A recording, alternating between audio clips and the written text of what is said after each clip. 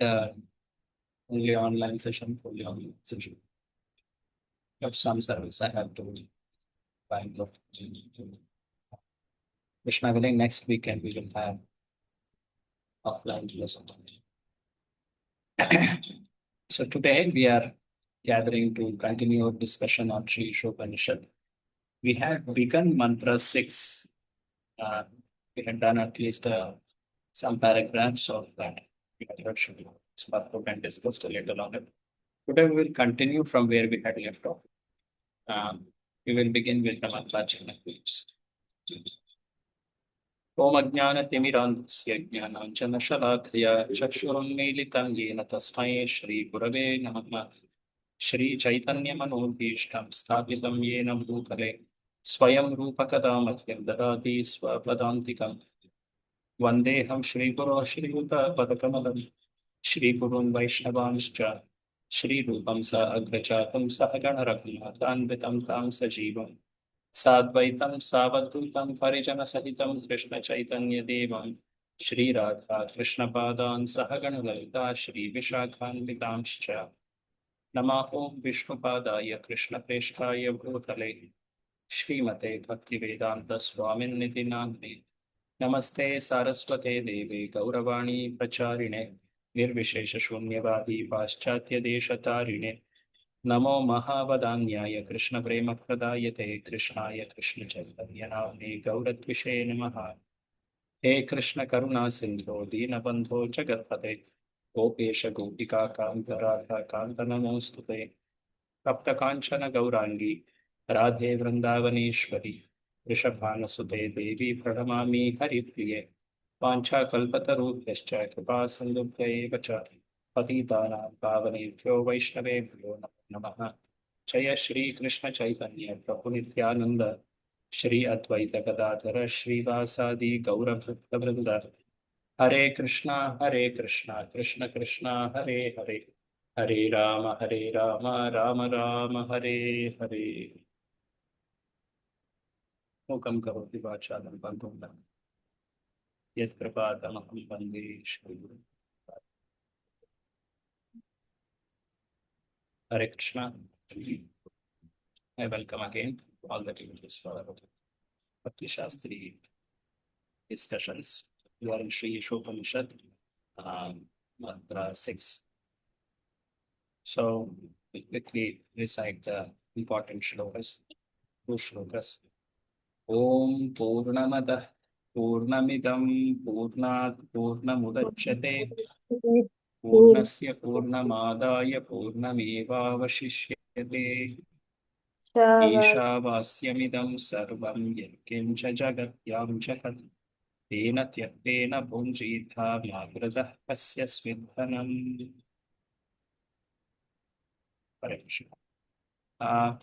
In the coming week, we will disclose the dates for the shloka test.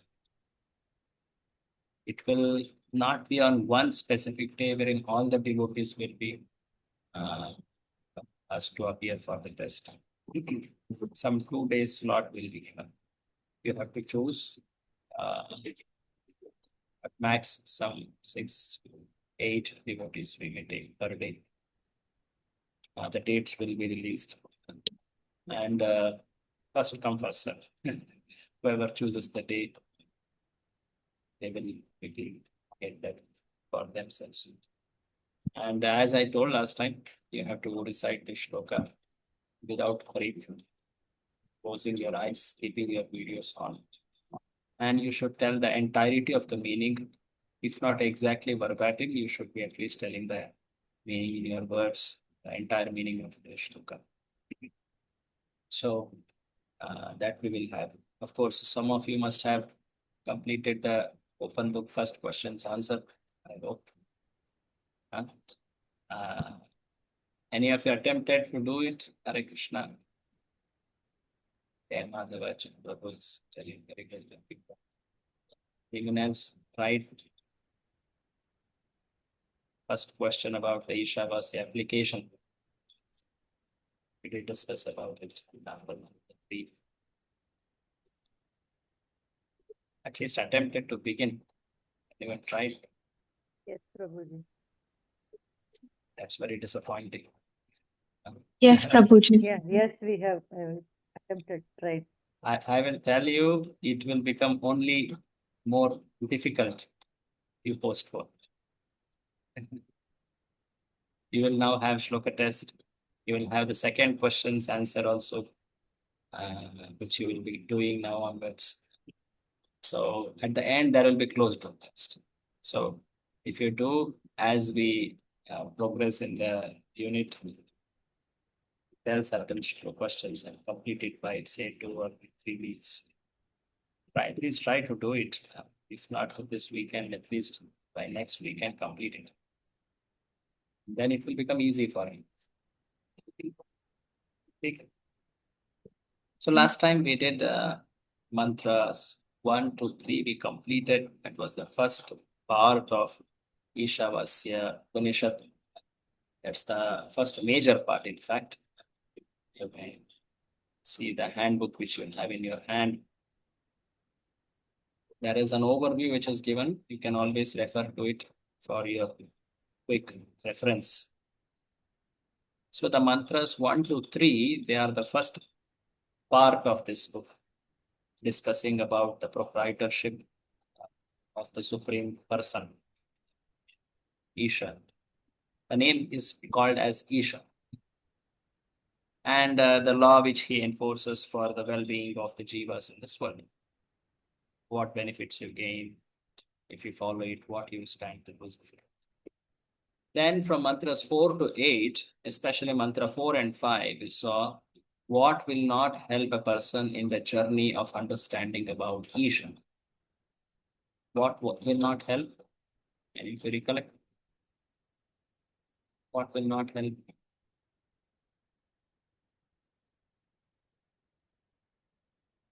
What approach will not help in understanding Isha?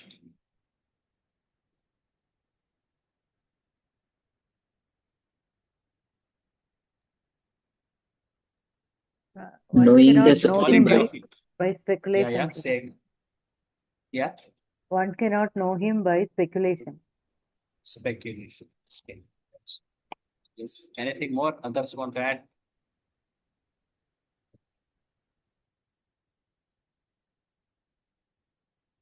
What quality of Isha do we understand by the mantra 4 and 5?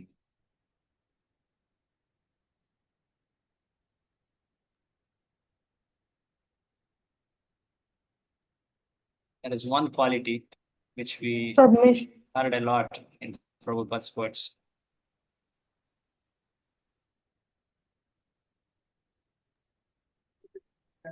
Proof of personal form.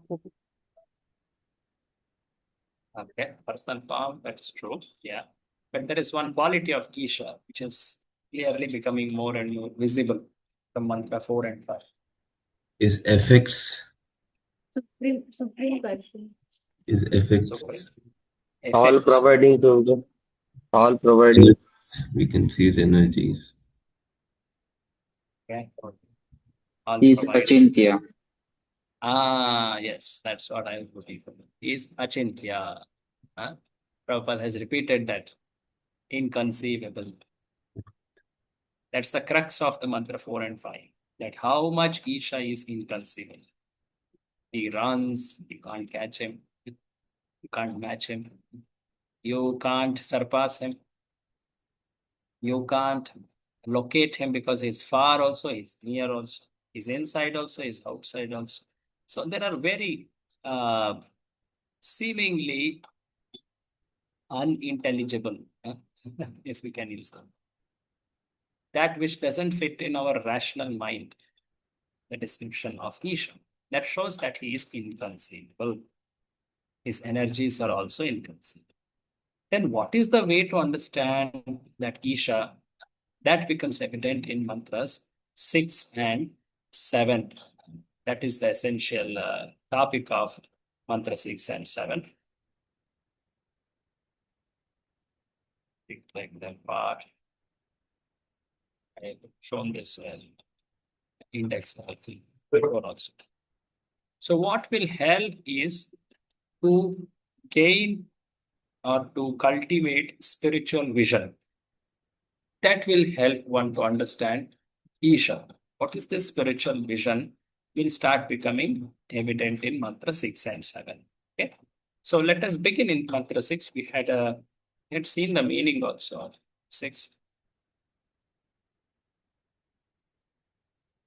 Both mantra and 6 and 7, they are similar. Okay. So that one topic only gets discussed in more details in the further shloka, just like mantra 4 and 5.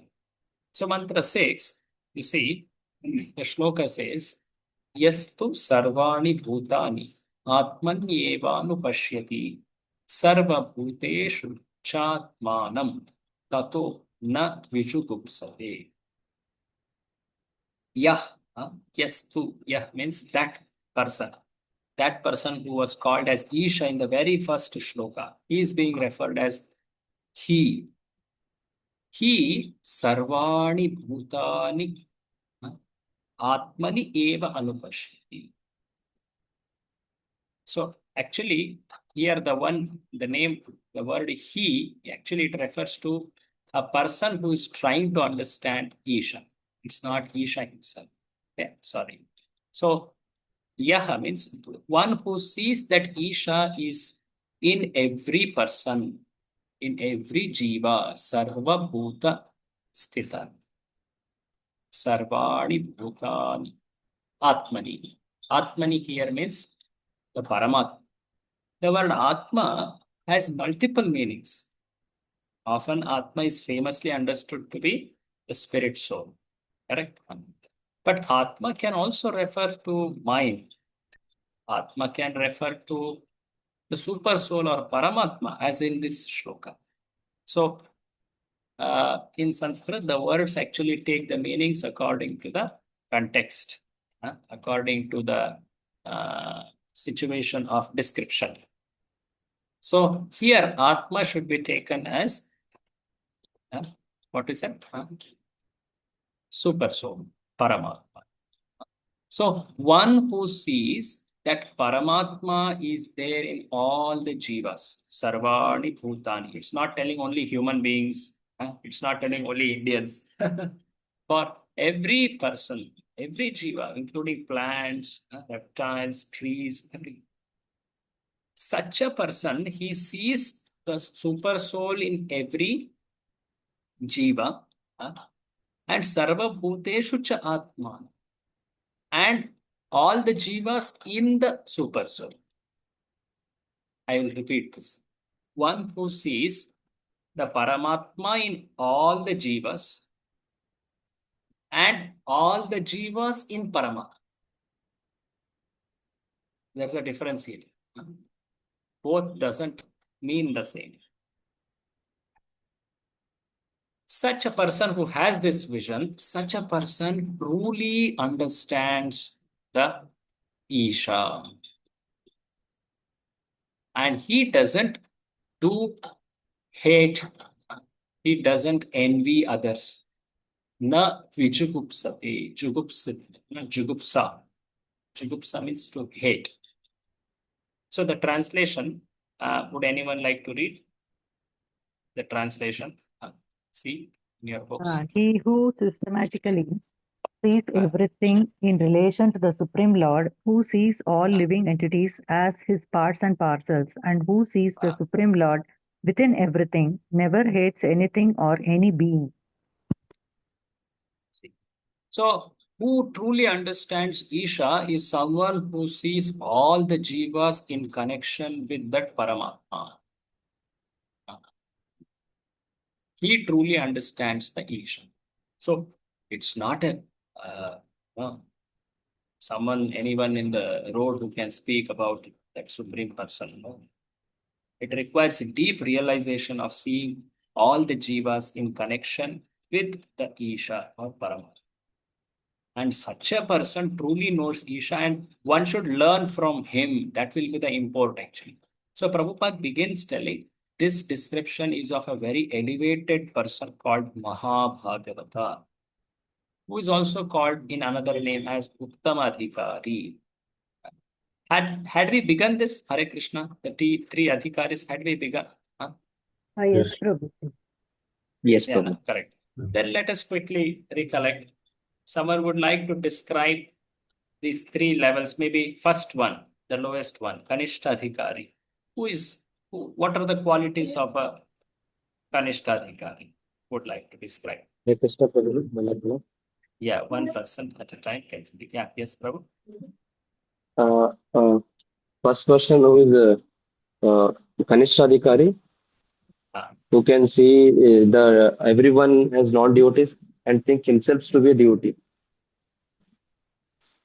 okay, okay. And just Good. to add And he one Anything finds more? is the way the Lord resides only at the temple.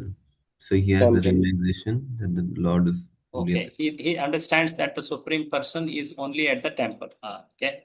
temple. Any more symptom of his? Hare Krishna Prabhuji. Kanishta Yes. Adhikari can never relate to devotees. He never, he only he respects the Lord as the deities in temple, but he cannot relate to devotees. Very And good. he also Okay. thinks what he does is the best, and he sometimes Ah, goes to quarrel with others, saying that he is the ah, best. And ah. He goes on to quarrel, hate, arguments, comparative vision, like that kind of nature is Arishtotelian. So he has very good quality of appreciating, seeing, and worshipping the form of Lord in the temple. He greatly respects and serves the Archavika. But he cannot see how devotees are in relation to the Supreme Lord. So he cannot ascertain, Prabhupada says, ascertain who is in what position, who have realized the Supreme Person. So he is more absorbed in doing the routine rituals. But he's very pakka in doing. That's a very important quality. But the point is, he lands up in quarrel, he lands up in argumentation, offense, many things. That's Kanishta Adhikari. True. Any more? The next person, Madhyama Adhikari, the next level of a devotee realization. Who is Madhyama? Who would like to answer this? Hare Krishna, Prabhu. Madhyama Adhikari is who can easily differentiate who is Uttama and Mr. Prabhuji. Huh? Uttama and Who is Uttama?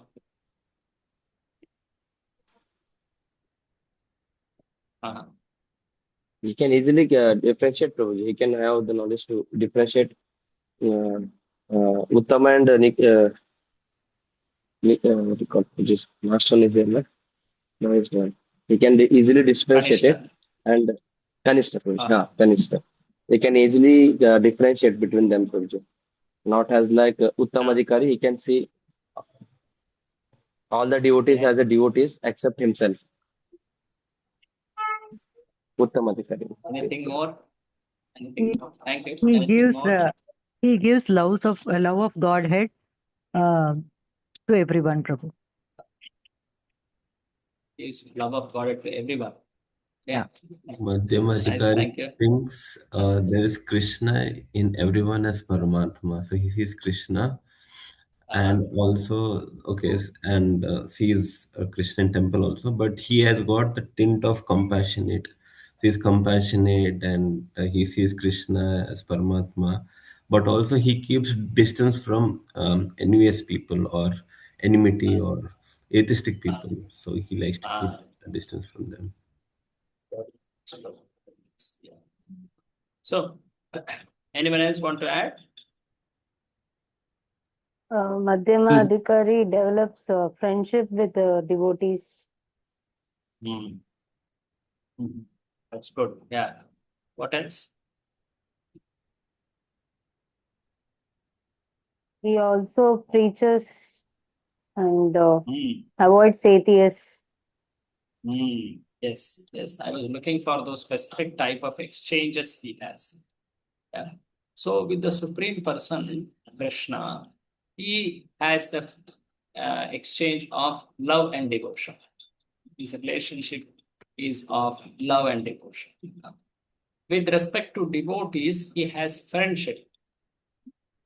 with respect to the innocent people, he feels compassion. And those who are envious, with respect to them, he doesn't hate them because they are envious. If he associates with them, it's possible that his faith may get shaken up, or they may increase in their offensive attitude. So knowing this, he keeps distance. He basically doesn't interact. So you should all state these 4 types of exchanges with 4 types of people. With Lord, Prema. With the devotees, Maitri. With the innocent people, Kripa. And with the envious people, he Upeksha, means he doesn't interact with them. He keeps distance. So this should come out very clearly in describing about Madhyamadikari. Okay. This is exactly following the shloka of Bhagavatam which Prabhupada is quoting. This shlokas come in 11th canto. Okay, then what is the distinguishing feature of Uttamadhikari? These questions are important for your exams. That's why I thought to hear from all of you. So yes, please tell. How do we know? Hare Krishna Prabhuji. Uttama- Uttamadhikari sees himself as a he never sees himself to be as a devotee, and see everyone who is living beings sees as a him devotee Prabhuji. He Okay. sees everyone as a part and parcel of a Supreme Lord. So, That's Not good. Very discriminate good. between atheist and theist.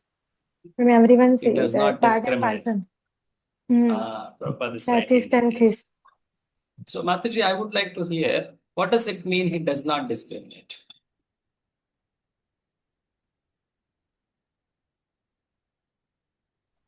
it means Hare Krishna that Prabhuji. The one who answered, kindly please let them continue. Yes, after that others can answer. Who answered this that does not discriminate? Please continue the thread. Yes. What does it mean that Uttamadhikari does not discriminate? Yes.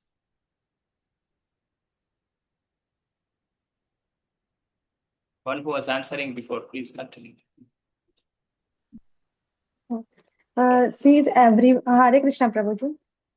Yes. I'm able to hear. Uttamadhikari sees everyone is a part and parcel of the Supreme Lord, and he sees Supreme Lord reside in everyone's heart.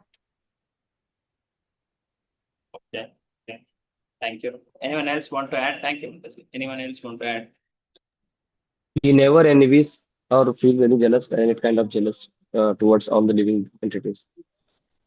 Okay. Wonderful. In fact, that was the Madhyamadhikari symptom also. He also doesn't feel envy or jealousy. Yeah. So please tell the distinguishing quality of Uttamadhikari. I'm specific in my question. he sees the soul in everyone. This is the soul in everyone. Uttamadhikari, he doesn't differentiate between devotee and non-devotee. For him, everyone is part and parcel of God. Okay, so what does that mean? He doesn't differentiate. What does that mean? Prabhupada goes on to explain it. Last time we did here. I believe this was the last place we stopped. Last thing we read. Does it mean that he treats devotees and non-devotees in the same way? Like he may embrace and respect and serve the devotees. Similarly, does he embrace, serve and respect and hear from non-devotees? What do you think? What do you think?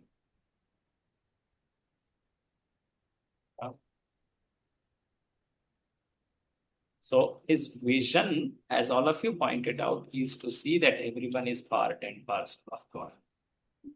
In that sense, he knows that there is no essential difference between any devotee and a non-devotee. Someone might be very advanced in growth of consciousness, something like a Brahman. Somebody may not be, like a dog. So Prabhupada explains them. So he sees them, but he exactly understands the one in the body of a Brahmana, he has utilized the independence profit. which Krishna had given, due to which he has gained that position or that birth, that body. He sees this, he'll know that he doesn't discriminate, doesn't mean he behaves the same. He knows very clearly that some jivas utilize the little independence which Krishna had given properly, somebody misused it. Some jivas misused it, and therefore they became punished.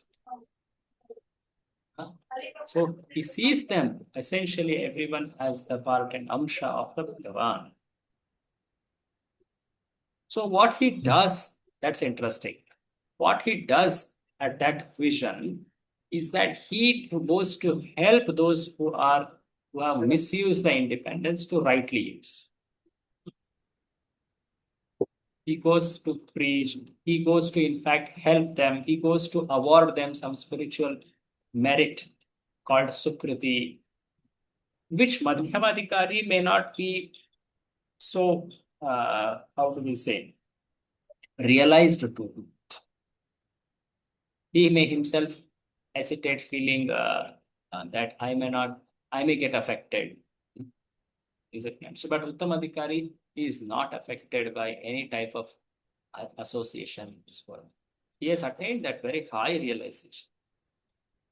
So, in the shloka, what is being described as someone who sees all jivas, the Paramatma being present in all the jivas, and all the jivas present in Paramatma. That is actually about Uttamadhikari. It's not about any new person who is in the spiritual path. It's an advanced revision. It's a realization of an advanced version. So Prabhupada says in the description, this last paragraph, can we read? Those who imitate from here, can we read? Please read. Those who imitate an Uttam Adhikari by planting a sense of oneness or fellowship, but who behave on the bodily platform are actually false philanthropists. Philanthropists. Correct. The conception of universal brotherhood must be learned from an Uttam Adhikari and not from a foolish person who doesn't properly understand the individual soul or the Supreme Lord's super soul expansion. Super soul expansion. Who dwells everywhere. So you see, there are many people in this world who talk about equal vision. Everyone should be treated equally. Everyone should be seen equally. Is it not? Right from politicians to company corporate heads, they talk about this, is it not? But to see equally, is it possible at the level of body, at the level of matter? No. Everyone have different types of body, different backgrounds, different level of mind and intelligence functioning. So what is the equal vision which people often try to imitate? That is at the level of soul. At the level of soul, one can see equal. At the level of body, there will always be difference. Prabhupada says, those who imitate an Uttamadhikari by flaunting. You understand flaunting? It's a kind of cheat on. They try to show off. Oh, we treat everyone equally. Like communists talk about it. Or those who are liberals talk about it. Those who are, so-called progressive people talk about it. That everyone should be treated equally. Everyone should be seen equally. Okay, the meaning of not, how do we say, exploiting someone, not neglecting someone, not depriving someone is something which has to be understood and taken care. But to treat everyone equally at the level of body is not possible. So Uttamadhikari, he really sees equal vision. So people may talk about this very famous term, universal brotherhood. Prabhupada told, people are talking about being brothers, but do they understand a common father? Huh? At the time of Prabhupada, There were countries who were telling India and China, hi, bhai. There are many people were talking, many countries were talking, like, we are brothers, we are brothers. But to be called as brothers, there should be one father, no? Is it?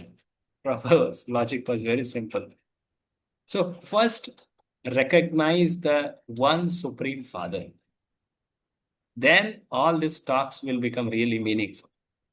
Is it not? Otherwise, it's just an eyewash. It's just a cheating, actually. So Prabhupada is telling this very clearly. The conception of universal brotherhood must be learned from Uttamadikar, because he sees everyone as part and parcel of that one person, the Bhagavan, the Isha. So from here, so far what we saw, the shloka which describes who really knows Isha is describing whom? Which level of devotee? Which level? Uttamadhikari. Kanishtha Uttamadhikari. Uttamadhikari. So he really knows Isha. Then how can one attain that position? That is taught in the next part of the shloka's purport. So in the shloka, there is a word, very important word called anupashyati. Anupashyati. So Prabhupada describes that very interesting word, because that word is something very relevant for practicing devotees. Anu pashyati. In Sanskrit, pashyati means to see. Anu, the word anu is used often in the sense of following, like anugaman, anuvad. Anu means to follow. So Prabhupada describes the meaning. Can someone read from here? It is clearly mentioned from here. Can someone read? It's clearly mentioned in the sixth mantra that one should observe or systematically see. This means that one must follow the previous acharyas, the perfected art teachers. Anupashati is the exact Sanskrit word used in connection. Anu means to follow. Pashyati means to observe. Thus the word. Anupashyati means that one should see things as he does with the naked eye, but One should should not see things. one should not see the things as he does with the naked eye, but should follow the previous acharya. So this is very important definition. One should not see as this material eyes depict. This does not mean that whatever he sees with the eyes are wrong or like that. No. What it means is understand and see how scriptures describe or how the acharyas describe. Scriptures and acharyas or gurus, they are always in sync. Because guru or acharya speaks what shastra says. Correct, no? They don't say anything different. So one should follow or see the word as the shastras are described, or as Uttamadhikari or acharyas describe. One should cultivate that kind of a vision. See, there is something called charma chakshu, which is we all have, everyone has, right? Which is the eyes which God has given us in this body, by which we see this world, how it appears. But often our seeing is based on bodily eyes. Is it not? We see the external form of a person or a jiva, and we understand, oh, he is this, he is that. But what the guru or acharya gives is shastra chakshu. There is charma chakshu, there is shastra chakshu. Chakshu means eyes. Like we say, no? Chakshu dan dilo jay, jalme jalme prabhusi. That chakshu is what? It is shastra chakshu. The guru teaches us how to see as shastras described. Don't see that a reptile, say a lizard as lizard. See it as an amsha of Bhagavan. See that tree as an amsha of Bhagavan. See that dog as an amsha of Bhagavan. See everyone as an amsha of. So what does this mean? Treat everyone respectfully. Everyone tells this word, treat everyone respectfully. But why? They don't talk about it. Why? Because everyone is an amsha of a separate person. So with this kind of vision, one should actually interact in this world. So Prabhupada is telling Anupashyati. This word is important for your exam also. What is Anupashyati? Anu means to follow, Pashyati means to see or accept. To see or follow as the Guru or Acharya or Shastra describes. That is Anupashyati. Okay? Not to see as, one's mundane eyes there. That is the real see. So Prabhupada says further, can you please read the highlighted text? One cannot see. One cannot see properly unless one has heard from the superior source. And the highest source is the Vedic wisdom, which is spoken by the Lord Himself. Lord. So, what is the right vision? That is the vision of the Vedas. That's the vision of the person. And that truth comes in the parampara right up to the living Guru, Diksha Guru, or the Shiksha Gurus. And one should actually learn from them. That's the essential import here, Prabhupada is telling. So they have learned it from their gurus, and one should follow them and cultivate this kind of vision. So when we talk about gurus, we also should understand the Shastras, because Guru speaks Shastra. He doesn't speak anything apart from the Shastra. So there are three terms. We always say Guru, Sadhu, and Shastra. These are the three guiding lights for every practicing spiritualist or a devotee. What Shastra says is what is repeated by the Guru and is what is repeated and practiced by the fellow sadhus. In that sense, one can always reconfirm. So, among the Shastras, one can always see sometimes some apparent difference or emphasis from one Shastra to other Shastra. Say, suppose in Upanishads there is something told. In the Puranas, there are many Puranas which tell about different instructions. So, how do we understand that Shastra is not contradicting itself? Is it not? So, Prabhupada describes that we should actually see the Vedic instruction in entirety. The Prabhupada talks about that. Can you please read ahead, Prabhupada?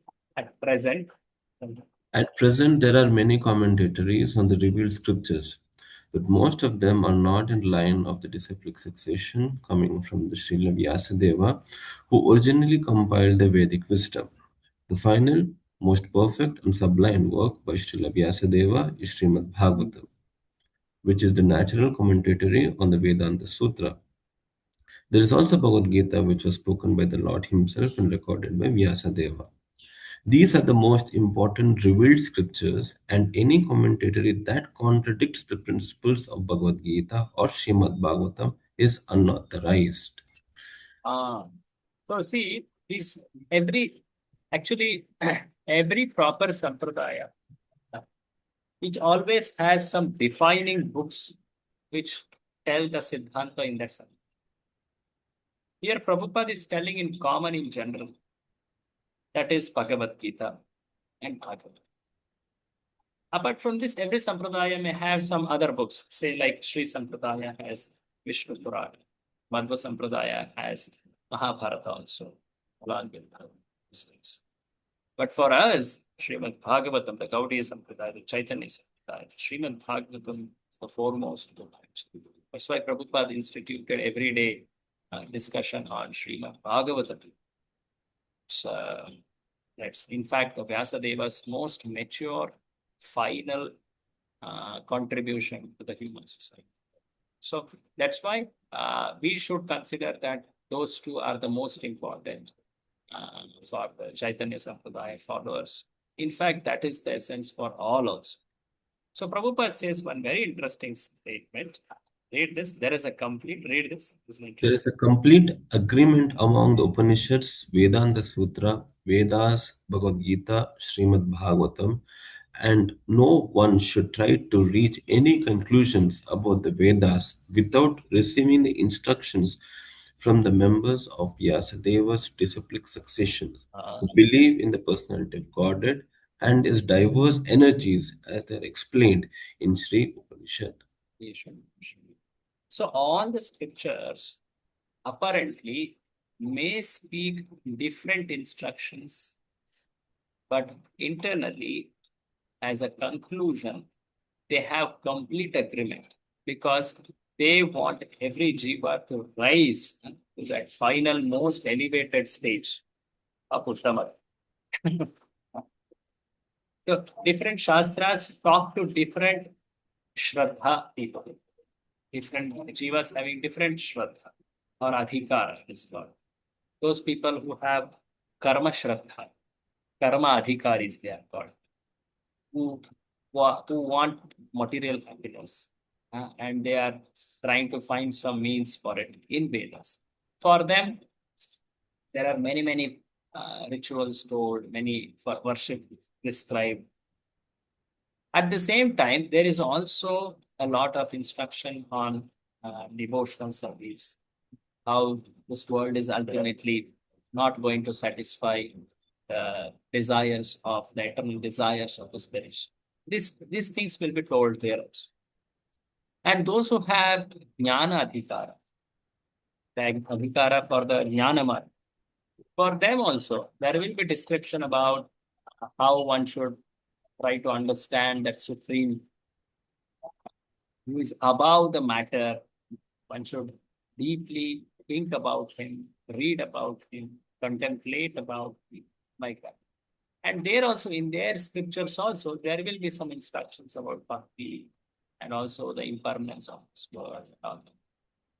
And like this for yoga marga also, and ultimately for bhakti marga also. So there is complete agreement because ultimately all the different branches of shastras, be it even the Karma Kanda, Jnana Kanda, Upasana Kanda, Upanishad, Vedanta Sutra, Veda, Bhagavad Gita, all of them, they want to bring the jiva ultimately to the level of to the level of devotional sense. So one should not try to reach any conclusion about Vedas without taking instructions from Parampara. It's very clear. So the word was told Anupashyati. Just see how much Prabhupada described it. So following means what? Anu means following. Following means what?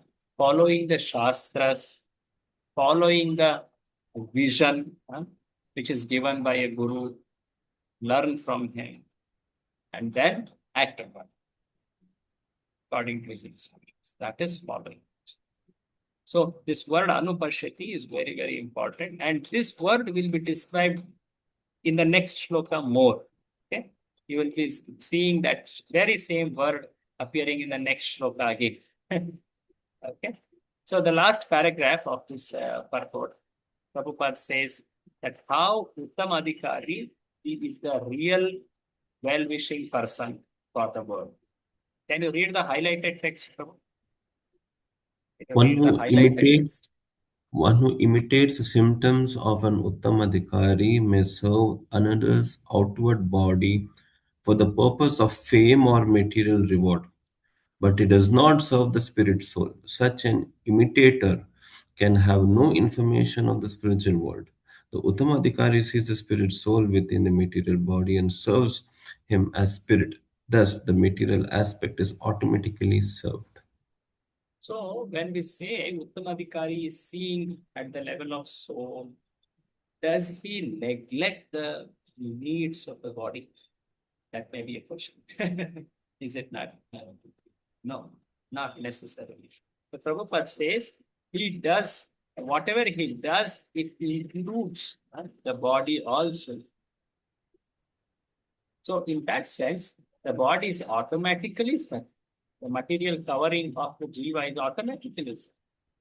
Because you see, when a jiva gets elevated to the level of samadhikara, he just can't see the suffering of the other jiva who is stuck in this. He sees the root cause of that suffering is because that jiva has forgotten the Supreme Person, Isha. So he tries to unite. And any other suffering which he sees, he also sees that as an opportunity to connect that jiva. Say, suppose that jiva has hunger. So he wants to offer Krishna Prasad. That jiva is ignorant. He wants to give him a knowledge about Sri Krishna. That jiva is confused. No, he wants, he's whimsical. He doesn't know how to act in this world. So the Uttamadhikari will try to give him the knowledge about Bhagavan, the knowledge of how to act in this world. Actually, he comes to the level of Madhyamadhikari and then he gives instruction to his soul offers. Uttamadhikari is having that highest vision, but to teach to the jiva about bhakti, he comes to the level of Madhyamadhikari. But nonetheless, his vision, his activities are supremely auspicious. That's what Prabhupada tells us. Okay, so this way, this mantra number 6, which we have learned. So we had seen this mantra 4 and 5 already, isn't it? So mantra 6, it described about the 3 stages of realization of Lord's presence. Kanishta, little more broader, Madhyama, the broadest, the highest realization, that is Uttamadhikari.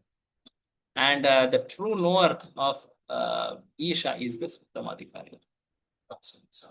And in this essential purport, which we saw in the mantra number 6, it talks about Anupashyati and the levels of devotees, Kanishta, and how Uttamadhikari is most beneficial for all the jivas of this world. So we will want to enter the mantra number 7. If any of you have any comments or questions, can ask. Comment or question or any additional Hare Krishna Prabhuji. So you said Yes. if we in that Anupashyati, if we want to become like a Uttamadhikari, then we have to first do this Anupashyati, like following the Guru Shastra, sadhu, like that, right? That is how it is connected. One should not imitate, one should follow their instructions, their footsteps. Right. Hmm.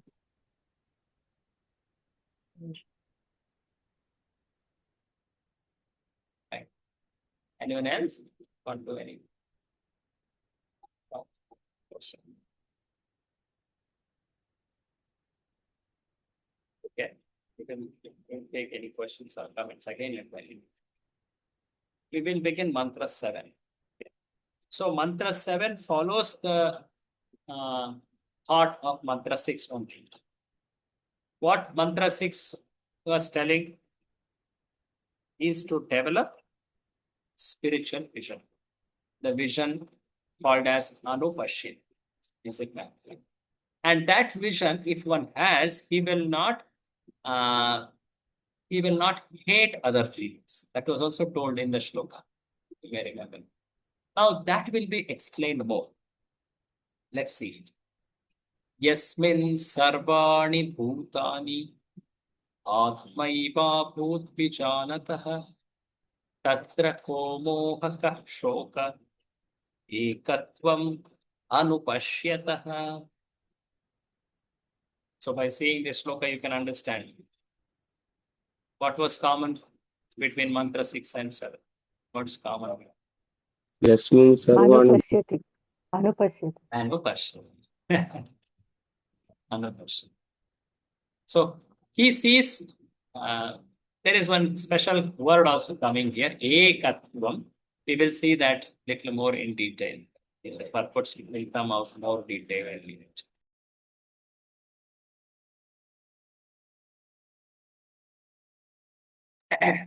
Okay, let's see the translation. Anybody would like to read the translation? One who always sees all living entities as spiritual sparks. In quality, one with the Lord becomes a true knower of things. What then can be illusion or anxiety for him? So he is also description of Uttamadhikari only. This is also. Sarvani Bhutani Atmani Eva Abhut. So he is seeing all the jivas in connection with the super soul. Vijnana. And such a person will not fall into moha or shod. He will not fall into illusion or lamentation. Shod. And there is a very interesting word called ekatva. Ekatvam anupashya. He sees, he talks about oneness. Eka means one. Everyone is one. What does this mean? Oneness or one. Is it talking about the Advaitavada? The monism? What does it mean? So One in Prabhupada quality. describes that.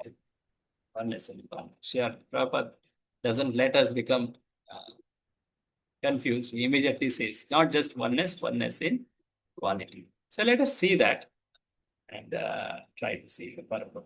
Okay. Prabhu, read the highlighted part. Except for. Except for the Madhyamadhikari and Uttamadhikari discussed above, no one can correctly see the spiritual position of a living being. The living entities are qualitatively one with the Supreme Lord, just as the sparks of a fire are qualitatively one with the fire. Yet the sparks are not the fire as far as quantity is concerned. For the quantity of heat and light present in the sparks is not equal to that in the fire. The Mahabhagavata, the great devotee, sees oneness in the sense that he sees everything as energy of the Supreme Lord.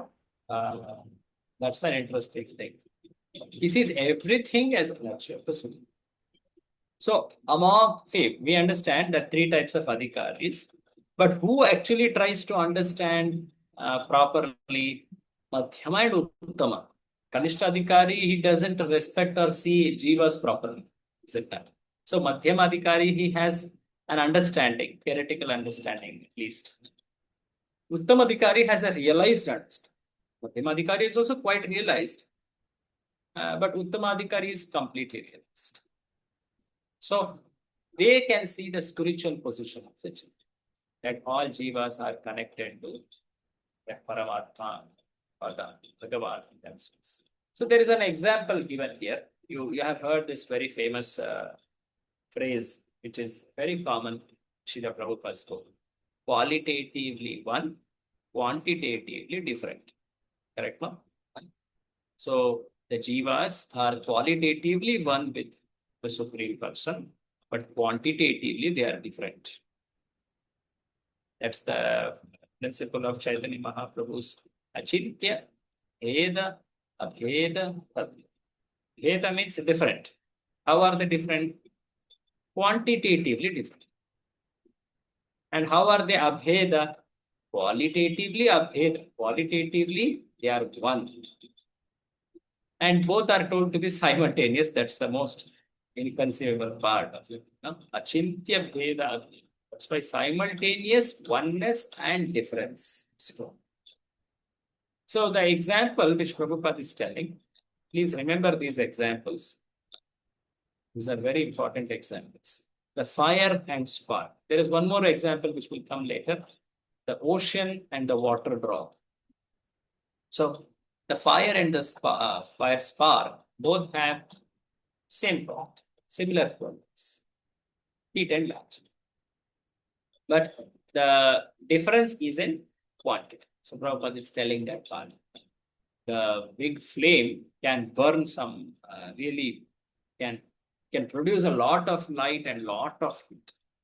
But the spark can only do a little of it. There is a difference in quantity. So there is one more example which Prabhupada talks about little below. You can see here. You can read the highlighted part. Ekatvam.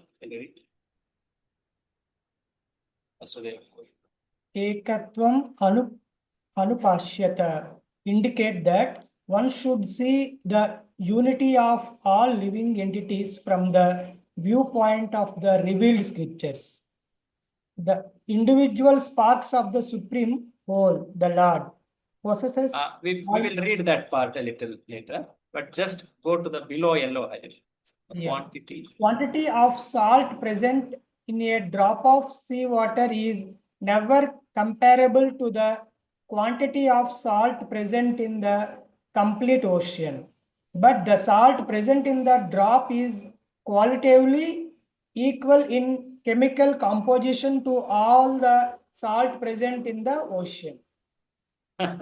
So another example for qualitatively one, quantitatively difference is sea waters, the entire big ocean or a sea, and the drop of water from that sea.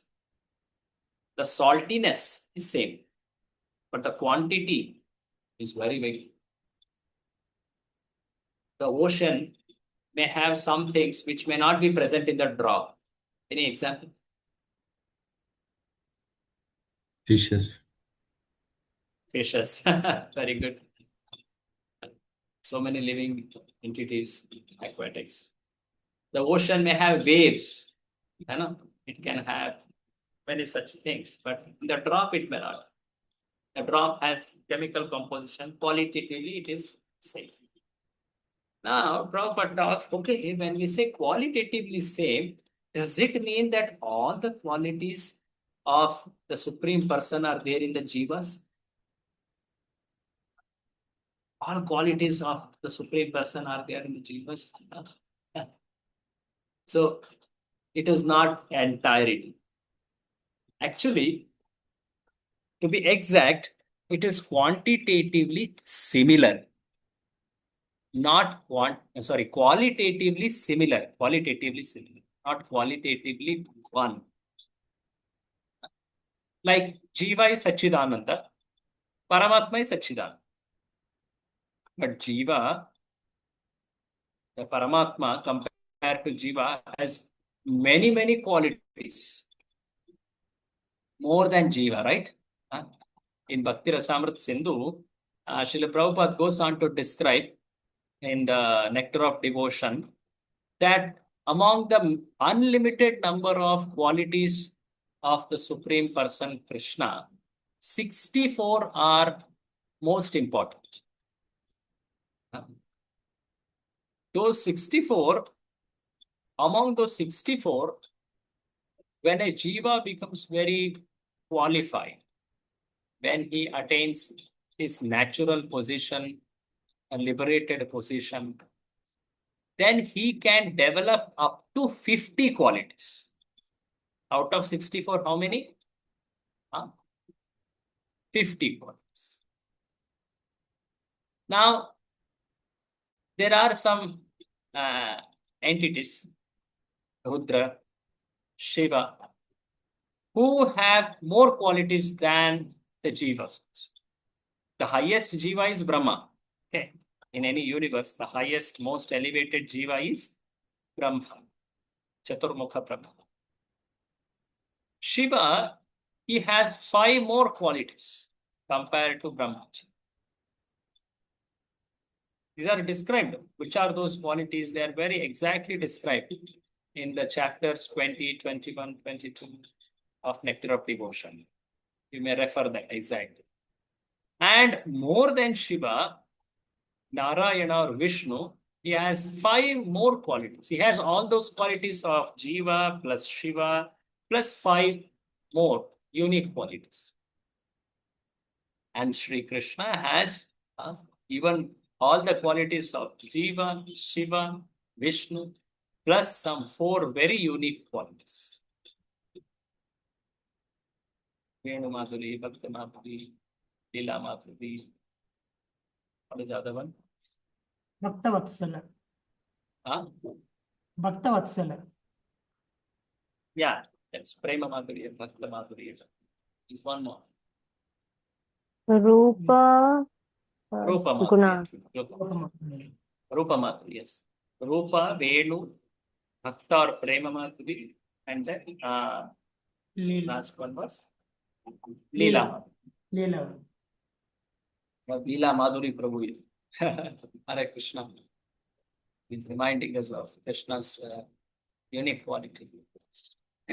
Anyway, so why we are showing this or discussing this is Prabhupada talks about some interesting words here. Prabhu, you are reading some part which I stopped you. Can you read ahead from there? Vasudev Ghosh Prabhu. The individual The sparks here. individual sparks of the supreme whole, the Lord possesses almost 80% of the known qualities of the whole, but they are not quantitatively equal to the supreme Lord. These So qualities. please, one minute. Now, what does it mean? Almost 80%. What does this mean? That 50 out of 64. Calculate it. Okay. 50. Close to 78%, something like that it comes, which is almost 80%. So Prabhupada is telling the number of qualities which a jiva, when he becomes fully liberated or realized, he can attain the 50 qualities of Bhagavan. At max, he can attain that much only. But he can never become equal, even in qualities. It's like qualitatively similar, to be exact. Okay. So when we use the words that qualitatively he is one, that is that he can develop up to this many qualities. It's not entirely he gets all qualities of Bhagavan. Okay, is that clear? So Prabhupada says the qualities are present in minute quantity and for the jiva, but a minute part and parcel of the Supreme. And Prabhupada describes about another example for understanding, which we just read. So when we say qualitatively one, we should understand that yes, the jiva inherits the qualities of Bhagavan, not in entirety, almost 80%. So this we should clearly know. Now, Prabhupada goes on to describe very interesting another way to understand the oneness. So one way to understand the oneness, which we just now saw, is by qualities. Correct, na? Like he has almost 50 qualities. There is another way to understand the oneness. In the shloka, it is called ekatvam. Ekatvam. So that is described in the further part of this paragraph. What is that? Another type of ekatvam. It's coming here. Can you read from here, Prabhu? Therefore, ekatvam does not mean from here. Therefore, ekatvam does not mean that a living being is equal to the Supreme Lord in all respects. It does, however, indicate that in a broader sense, there is one interest. Just as in a family, the interest of all members is one, or in a nation, the national interest is one, although there are many different individual citizens. So somebody can explain what is this interest is one. Like Prabhupada is giving example of family or a country. Like national interest. Sometimes they say, no, issued in public interest, issued national interest. What does this mean? Please try to think about it and share your understanding. Hare Krishna. What does it mean? One interest.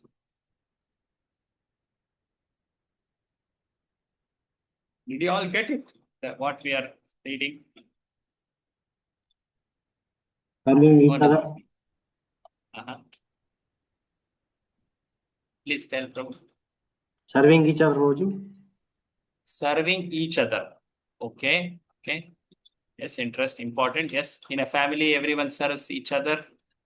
In that sense, there is one interest. Okay. Anything more? To love and to be loved.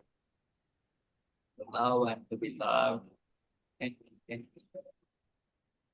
Let me take an example. See, suppose a country is under a crisis. then there will be some orders issued by the government in the interest of the country.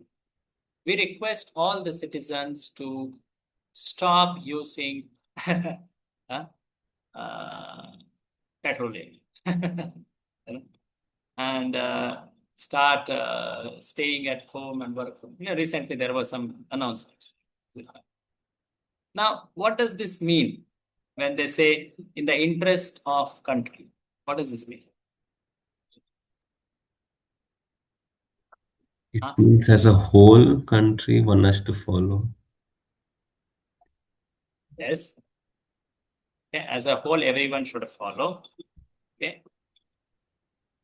How does it affect It will be individual beneficial persons? for the whole nation, Well-being. Yes. Yes. not Yes. not individually, but for the whole. Yeah. So one thing is surely, as just now Ajit Prabhu told, Madhav Ajit Prabhu told, that everyone should follow it. And that is beneficial for everyone also. Is it not? Like, say, suppose a war has started. No? In the nation's interest, we are switching off the lights so that the enemy may not find the location of dwelling of people and bomb. It's in the interest of protection of people, is it not? Say, suppose in a family there is some financial crisis or something. So everyone resolves to not spend a lot, is it not? We will just focus on minimizing our costs. So everyone follows it. The father, as a head of the family, he says it, and everyone follows it. So that is common interest. That is one interest. So similarly, there is oneness in interest between the Supreme Person and the jivas. So everyone should follow what Lord is telling because it is in the benefit of everyone else. Are you getting this point? So he is telling for everyone's benefit. And it is in the interest of the jiva's benefit to follow it. Oneness in interest. So these examples are important in a family, in a country, in a community. People unite for some common interest, is it not? They unite. They are actually individually different only. It's not that they are losing their individuality, but they are coming together for a common reason or cause. Sometimes you hear these words, let thy will be done. Let us follow the God's will. The great words in the Shastras they say about it. So everyone understands, okay, Krishna has laid out these things. That means these are very helpful for every jiva. So two types of oneness or ekatva we are seeing in this shloka. One is oneness in quality. The example was told of fire spark, ocean or sea, and then drop of water in the ocean. The second type of oneness is oneness in interest. The example was told of a family or a country, one interest.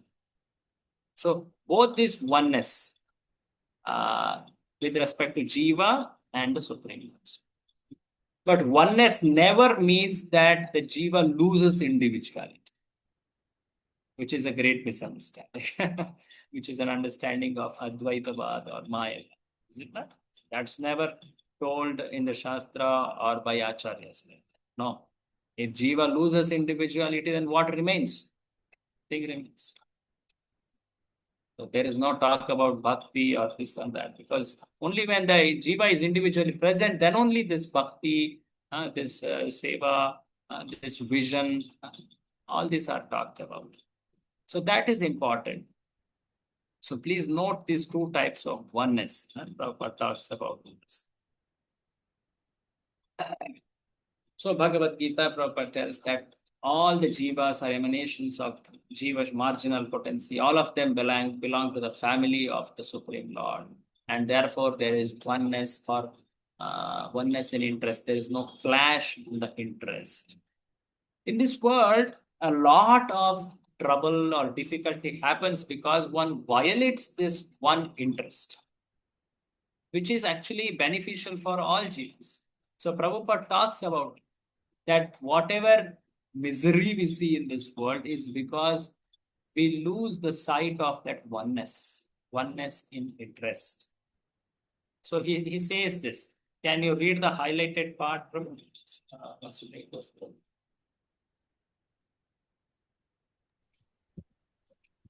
In the material world, there is always a clash between different individual beings because here the proper center of enjoyment is missed. The real center of enjoyment is Supreme Lord, who is the center of sublime and spiritual rasa dance. rasa dance? So interesting. Every jiva places himself as center in his life. And when one places himself as center, everyone else's life also has themselves as center. There is some intersection, you might have seen these diagrams, which in mathematics they do called Venn diagram. They're two circles, and their intersection things. So when someone's interest matches with our interest, we are happy to take. Someone's interest becomes opposite to our interest, we consider that as competition, threat, and we fight against it. Is it not? So there is always a clash between different people because there is clash in the interests. This clash, not just individually, it can even expand to the level of community, state, and country, and even intercontinental. Prabhupada also talks about it. Because everyone has the center of their life as themselves. So Prabhupada says, if instead we place Krishna, because Krishna is related to every jiva, and everyone can find their interest fulfilled when they serve Krishna.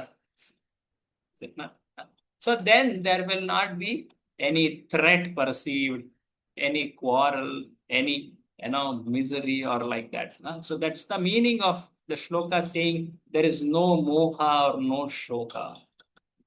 All that begins when a person misses the center of his life as well. He loses that one interest. He sees everyone as different, competing with each other. I need to excel. I need to find my own place. So Prabhupada says, as the civilization becomes more and more godless, they become more and more falling into shoka and moha, lamentation and illusion. And that will increase a lot of misery, anxiety, all that. So Prabhupada tells one cannot rise above this unless one places Krishna as the center. That's the practice of bhakti. The last line says, if we wish to get rid of all such moha and shoka, illusion and lamentation and anxiety, and create unity out of all diverse interests, we must bring God into all our actions. It's a famous statement by Srila Prabhupada that there was formation of United Nations with the interest to unite the world. The members of that United Nations increased. It means that the countries divided and the numbers became more. So then the members of that United Nations only increased. So likewise, the interest of unity was not suppressed because they became what's called godless. So to bring God as a center of our lives, it only benefits us. It doesn't benefit God because God is not in need of some benefits from jivas. He is happy, self-satisfied, he is relishing. But we want God in our lives to be peaceful, to be happy, to be united, to not have quarrel with each other. This is an important principle or teaching.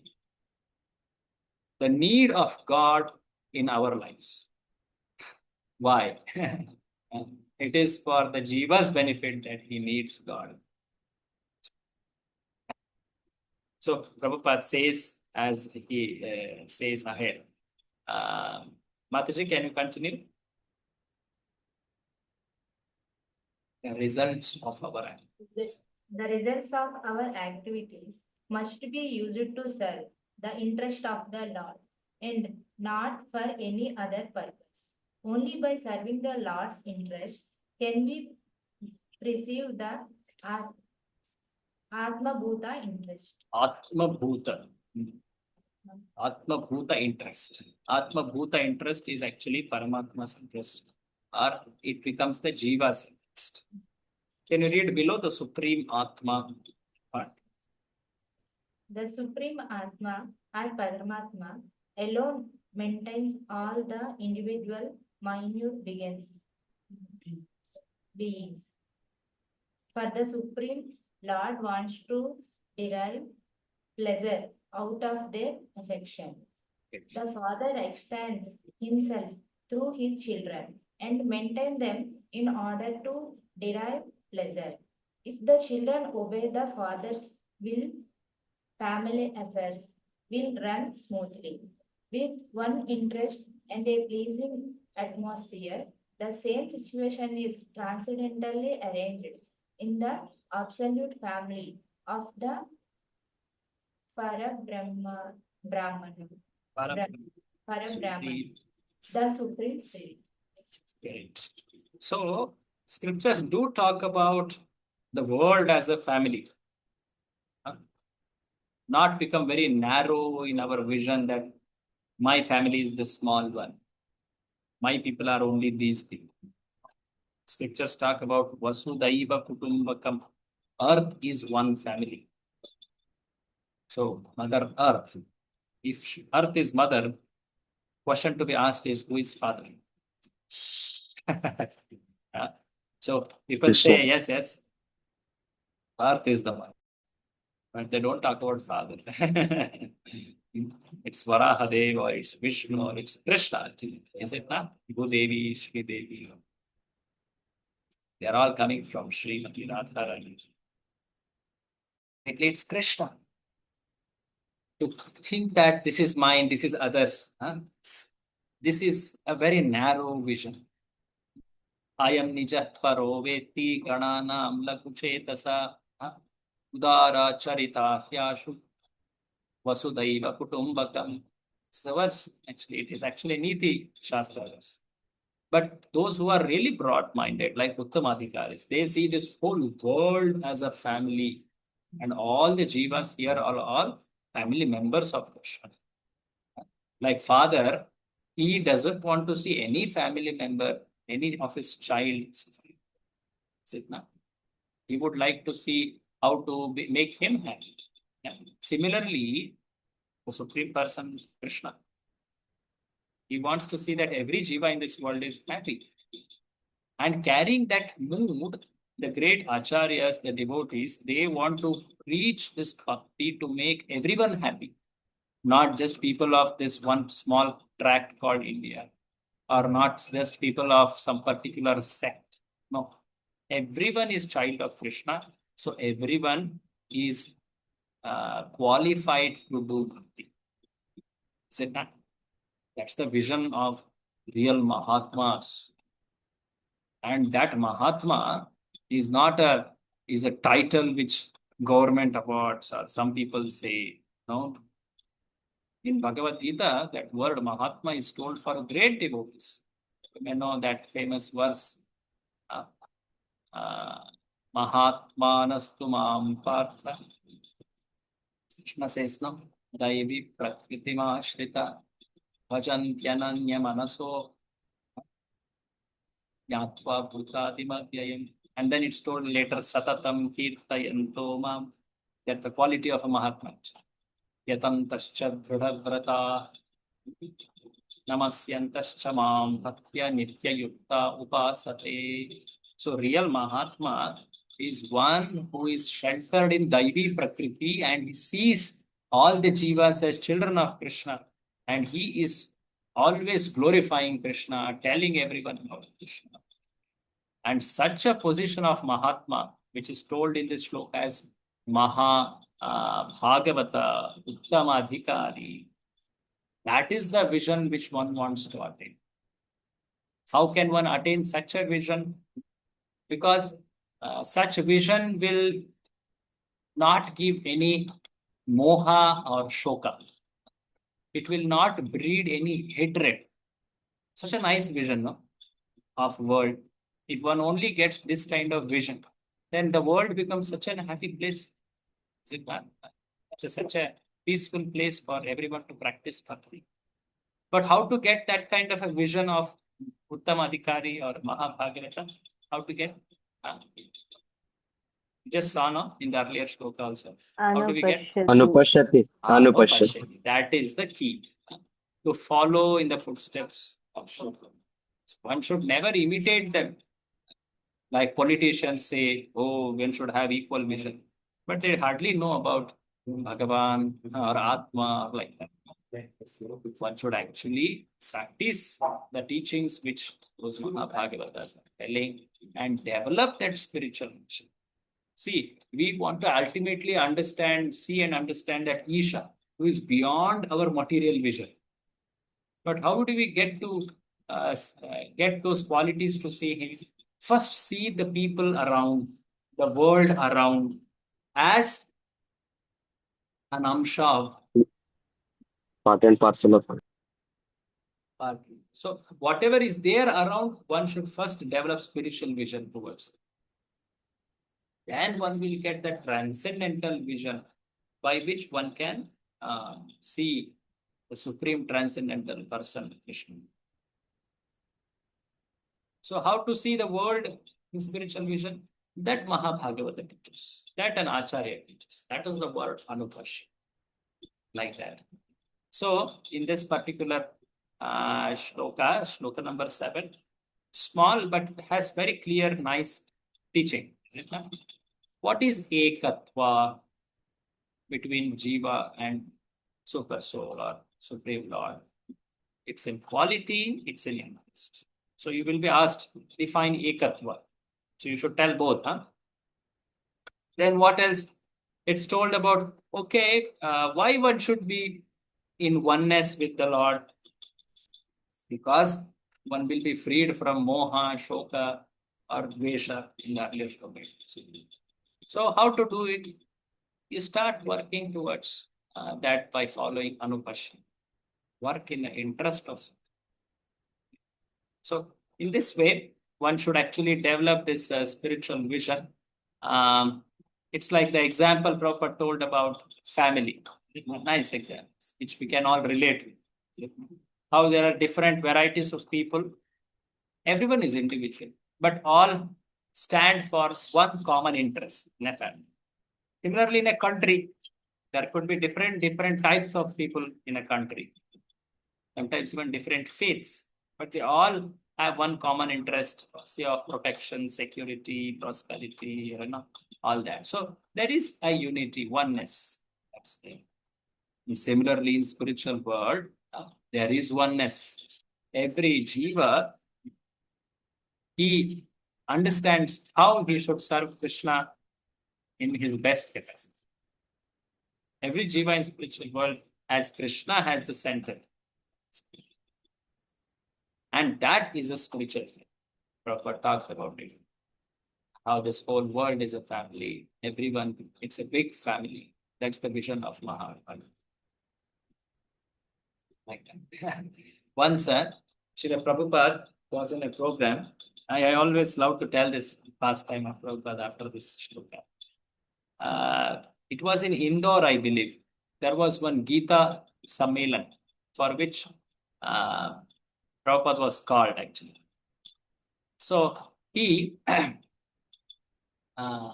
was speaking, seeing that there were many people who were scholars of Gita, but they were talking all this oneness, Advaitavad, Mayavad, Jiva can become God, all that they were talking. So he just could not tolerate it. When his turn came, he clearly and without any compromise told that these teachings are all rubbish. Krishna never says like this, and those who are teaching this are all No, they're great cheaters. Prabhupada told like this. And all the organizers of that Gita Sammelan became very, very upset. And after the whole program, they went to meet Srila Prabhupada in his room. And when they went there, they were arguing with Prabhupada. You should not have spoken like this, Swamiji. Don't you know in Bhagavad Gita it's told that Vidya Vinaya Sampane, Brahmane, Gavi Astini, everyone should be seen equally. Why do you see them as wrong or evil? This is the teaching of Bhagavad Gita to see everyone equally, is it? Prabhupada told, they are teaching the wrong philosophy. It's my duty as an acharya to tell them the right thing and defeat the wrong thing. They are not getting it. Then Srila Prabhupada called some of the disciples who were waiting outside his room. There were many disciples waiting. So he told them to come in. And he told them, please stand in a line. We want to see all of them. So all of them were standing. So Srila Prabhupada, he told to these arguing organizers of this Gita Sammelan, who were so-called pandits, but he was sharing with them, letting them just see these different people. They are from different countries, different races, different castes or religions in their upbringing.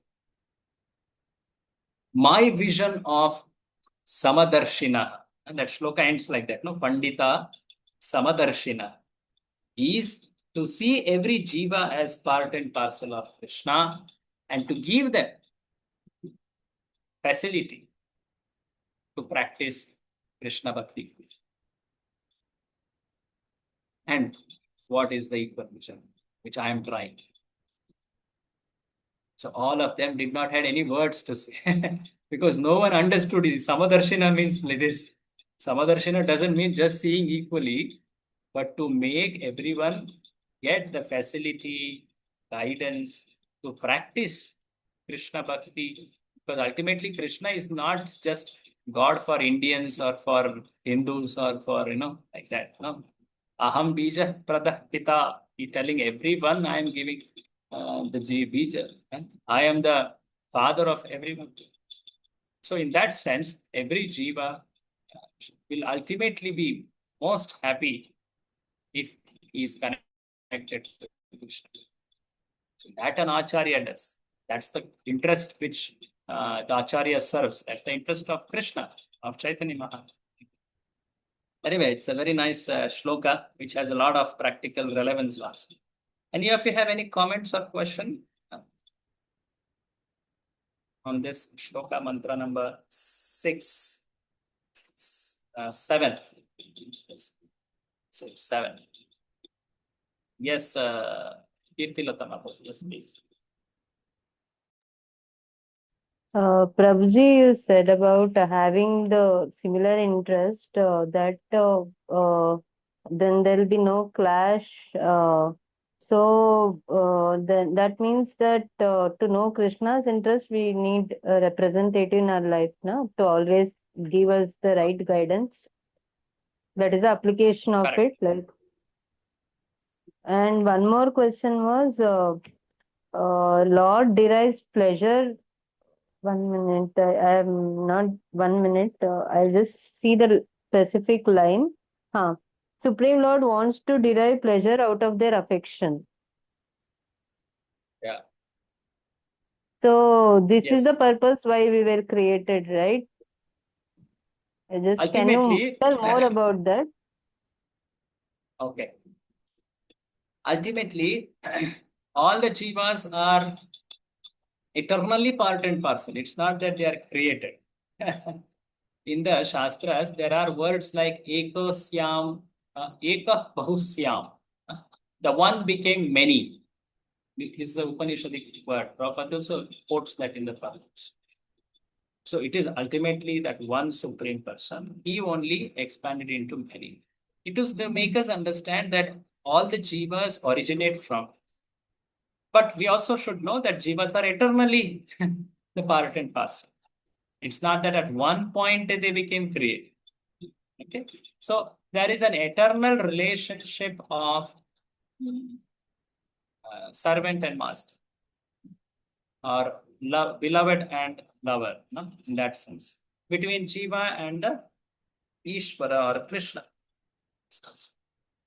So, yes, Lord does want to share his love and happiness with all the Jivas. And that's the highest happiness. The happiness of possessing great Aishwaryas is not the highest happiness. The happiness of exchanging love is the highest happiness, which Sri Krishna is so happy to do with all the Jivas. That's why if you see there was a line about Rasa dance. Saw that? There was a line about Rasa dance which Prabhupada wrote.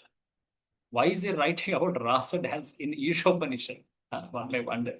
Actually, if you see in our Vaishnava theology, especially Bhagavata theology, that's the highest expression of Jiva and Bhagavan, where Bhagavan, Krishna, is there with each Jiva.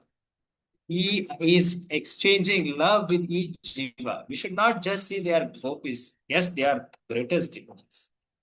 But that is the highest expression of love between Jiva and Bhagavan. So that's the central theology actually. So one can enter that transcendence, not by imitation or not by, whatever Gopi Bhava or all that. That's Sahajiya. But one should follow the teachings of Bhagavad Gita, Bhagavad Chaitanya Mahaprabhu.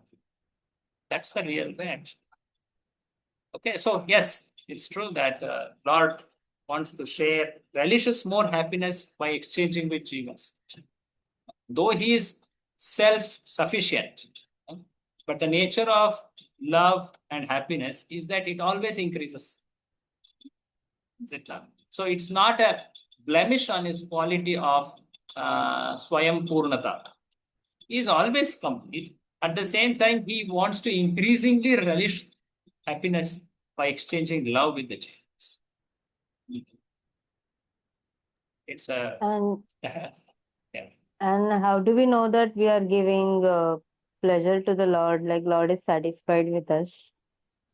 Yasya prasada Bhagavat prasada. Is it not?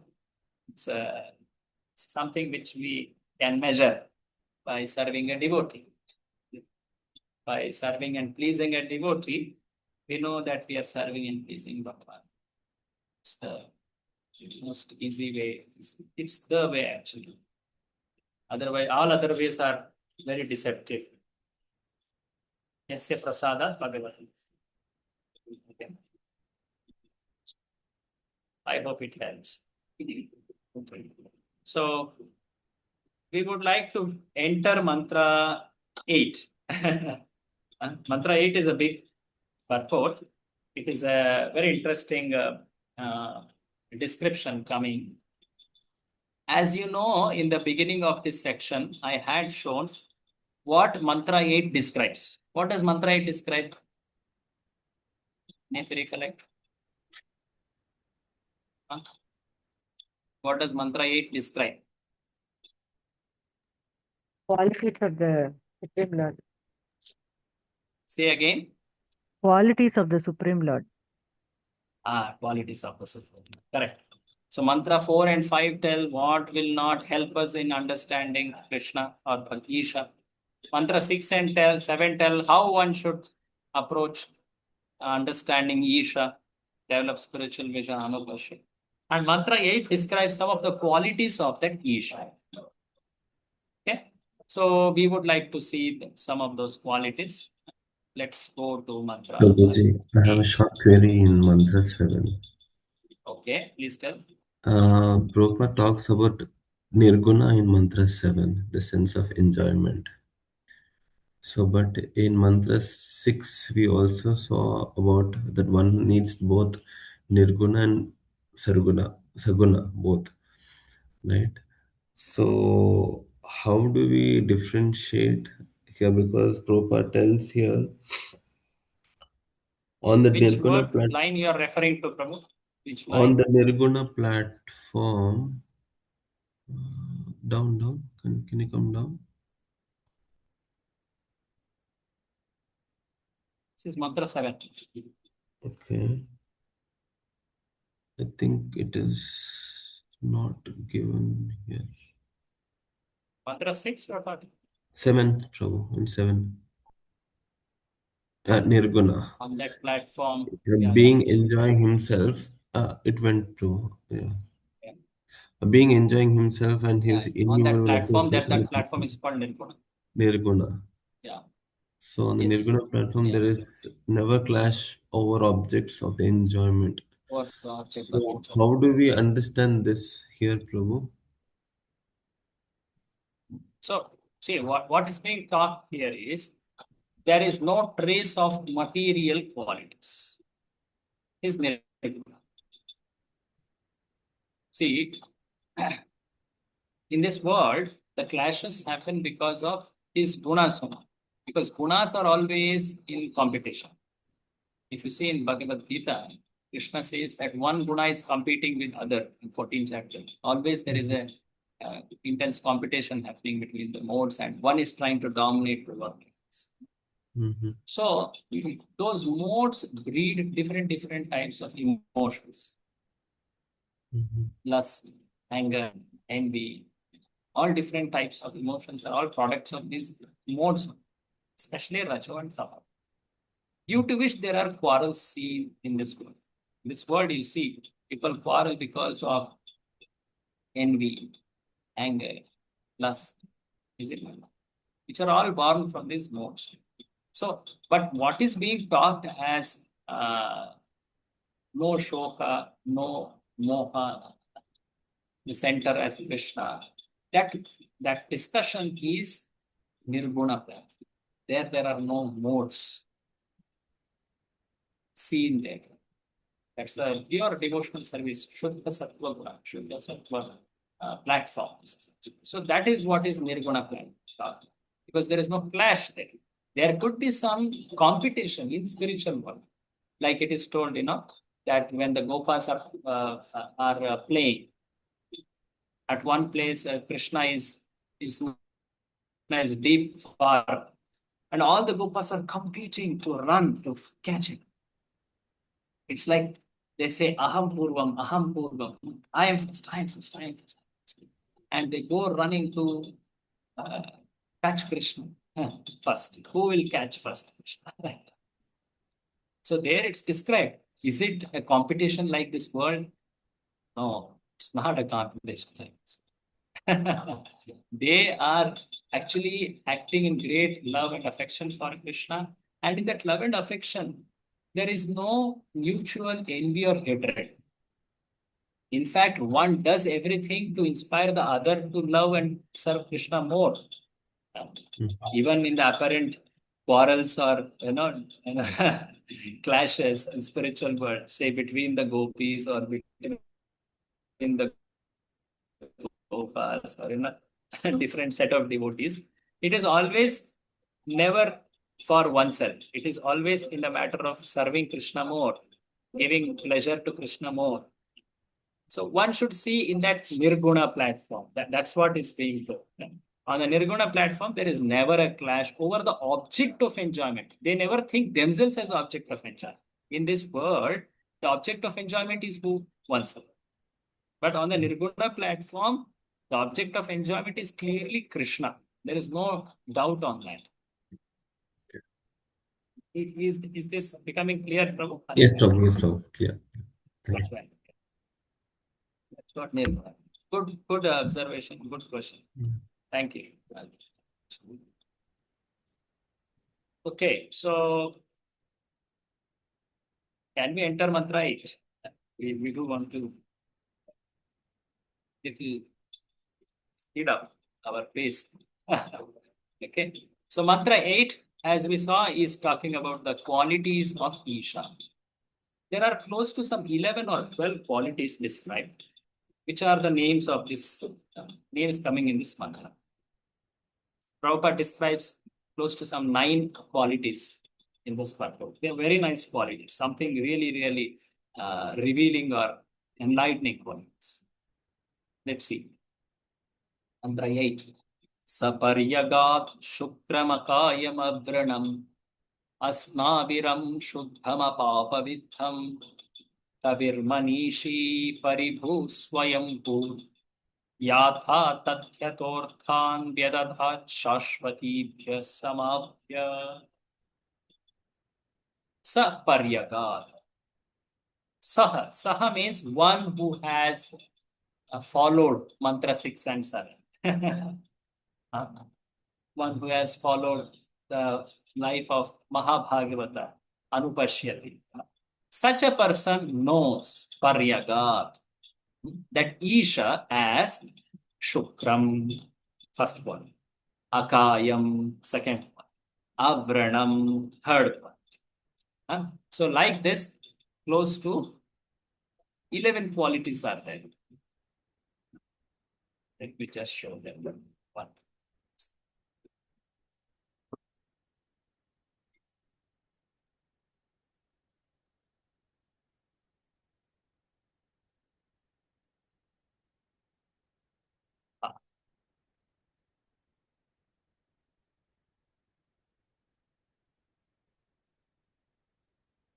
This is mantra number 8. So it has close to 11 qualities. The qualities are the words which are coming in this shloka. Akaya, Asmavira, Chutra, Yatha, Tatyata, Arthan, Vyadadhat. That's a long word, but it means one word. Paribhu, Swayambhu, Shuddha, Apapavidha, Avrana, Kavi, Manishi, like that. These are all there, proper describes these qualities in the purport. Okay. So let us go to see the translation, and in the purport, each of them will be described. Okay, no need to feel, oh, so much is there. So it will become very evident. And some important quality, I will point them out. They are important for your exams. So I will point them out, which are there in your question bank also. That you should try to know at least the meaning of it. Okay, please, who would like to read? Those who have not read so far, can you read translation? Anyone? Someone please volunteer to read. I can, Prabhu. Yes, read. Yeah, translation. Such a person must factually know the greatest of all, the personality of Godhead, who is unembodied, omniscient, beyond reproach, without veins, pure, uncontaminated, the self-sufficient philosopher who has been fulfilling everyone's desires since time immemorial. So these are the qualities one should know, that Supreme Person as unembodied, omniscient, beyond reproach. Okay, so the purport describes one by one some qualities. I have titled the paragraphs. If you feel required, you can write the names beside so that you can easily locate which quality is described in which paragraph. So there is word in the shloka called akayam. You see, what is akayam mean in the word to word meaning? Without Unembodied. Unembodied. Unembodied. Unembodied. Kaya means body. Unembodied means, literally it means no body. Satchidananda Vigraha. Nirakar. That's this mean. So there is very nice logic here in this very shloka itself. The Lord's supreme spiritual form also is proved. You remember the second open book question for all of you?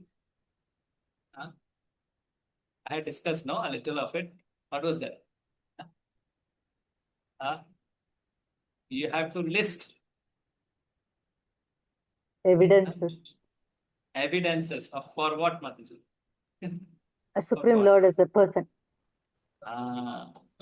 So mantra 4 and 5 did give some evidence. I hope you noted.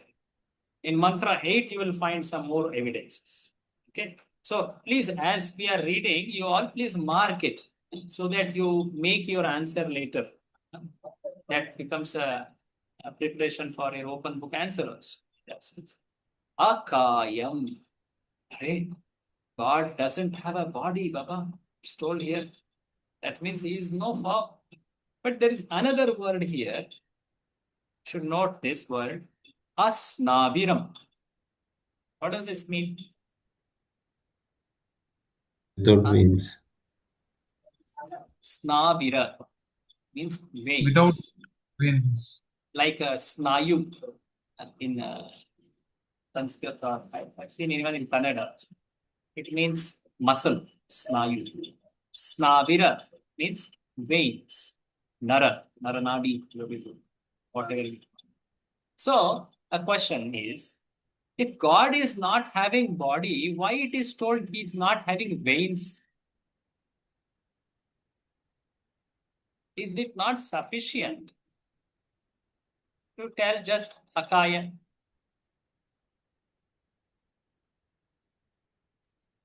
Huh? Did you all think about it, Hare Krishna?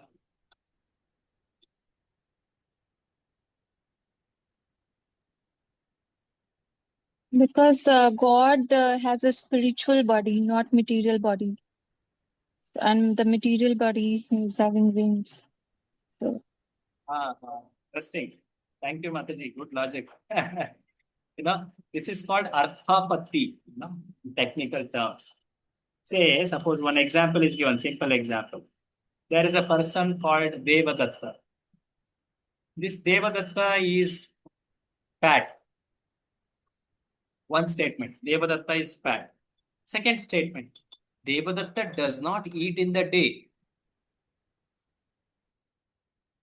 So what is the That he inference? eats in night. He might eat in night. He might be eating in the night. He is eating in the night. So one statement says God doesn't have body. Second statement says God does not have veins. What does this mean? His body is His spiritualized. his body is Satchidananda transcendental. Vigraha. He has a veinless body. Usually Well, body that's right. has veins. Correct? No. The bodies of the world have veins, muscle, mucus, bile, blood, all kind of. But he has body which does not have veins, which does not have muscle, which does not have blood and all that, which devotees call as transcendental. Correct? Na? So here is a proof. Hope you don't forget to write it. Na? Kindly read. Has not read. Who was reading can read. Who was reading? Yeah, Yes, Prabhu. Vedanta. Here is a yeah. description. Here is a description of transcendental and eternal form of the absolute personality of Godhead. The Supreme Lord is not formless. He has his own transcendental form, which is not at all similar to the forms of mundane world. The forms of the living entities in this world are embodied in material nature and they work like any material machine. The anatomy of material body must have a mechanical constructions with veins and so forth. But the transcendental body of Supreme Lord has nothing like veins. It is clearly stated here that he is unembodied, which means that there is no difference between his body and his soul, nor is he forced to accept a body according to the laws of nature as we are.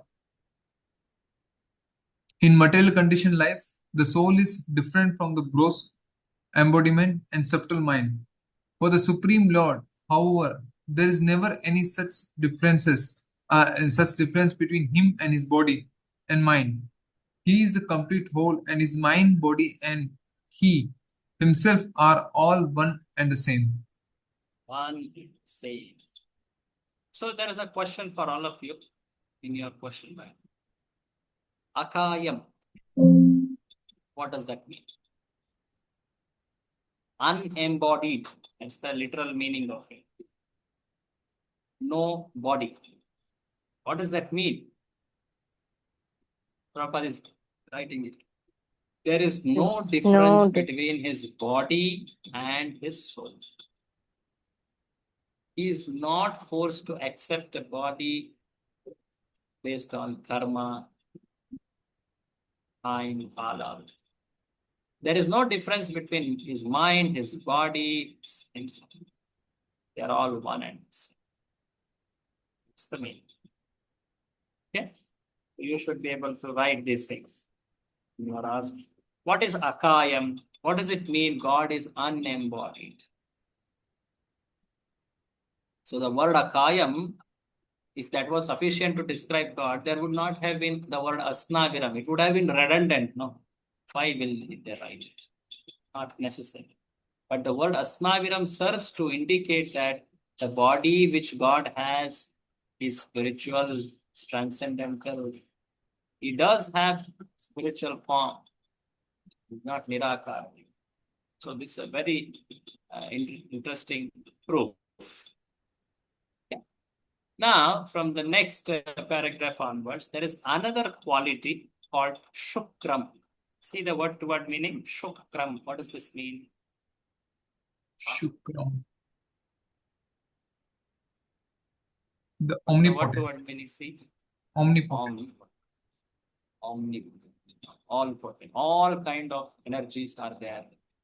There is nothing that he can't do. He has all the shaktis with him. Shukram. Now, this can be described variously. Prabhupada tells two ways by which one can understand his Shukra. Yeah. There are many ways to describe how he has this quality, that quality, many qualities there. But Prabhupada tells two methods to understand his Shukra. The first one is, he quotes the famous Brahma Samhita verse. Huh? Can you read Vedant Prabhu, this thing? Yeah. In the Brahma Samhita 532, it is further stated that with each and every part of his body, he can do the work of other senses.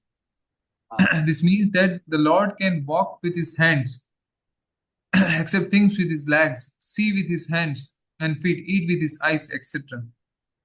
In the Shruti mantras, it is also said that although the Lord has no hands and legs like ours, he has a different types of hands and legs by which he can accept all that we offer him and run faster than anyone. So, how is he omnipotent? Every anga of his can do every other anga's function. Angani yasya sakala indriya vrittiman. Every other anga, all that function of the other angas, that each anga can. There is no limitation that eyes can only see, hands can only touch or lift, legs can only move, ears can only hear. No, for Krishna, every indriya is sampurna, complete. It can do every other indriya's function. Just see his omnipotence, his shokra. So this is one way which Prabhupada has described. What is that? How do we understand omnipotence? How do we understand? With each and every part of his body, he can work with work other senses also. Can do the work of other senses. Like Krishna just glances and accepts bhoga. Is it not? He glances and creates. Is it not? Like this, there are many things he can. So the other way by which Prabhupada describes how he is omnipotent is to show that he can come in this world as a form made of matter, but yet he is spiritual. We saw this kind of form, no? Archavika. This is also his great omnipotence. So, can you read this paragraph from beginning and up till here? Yeah.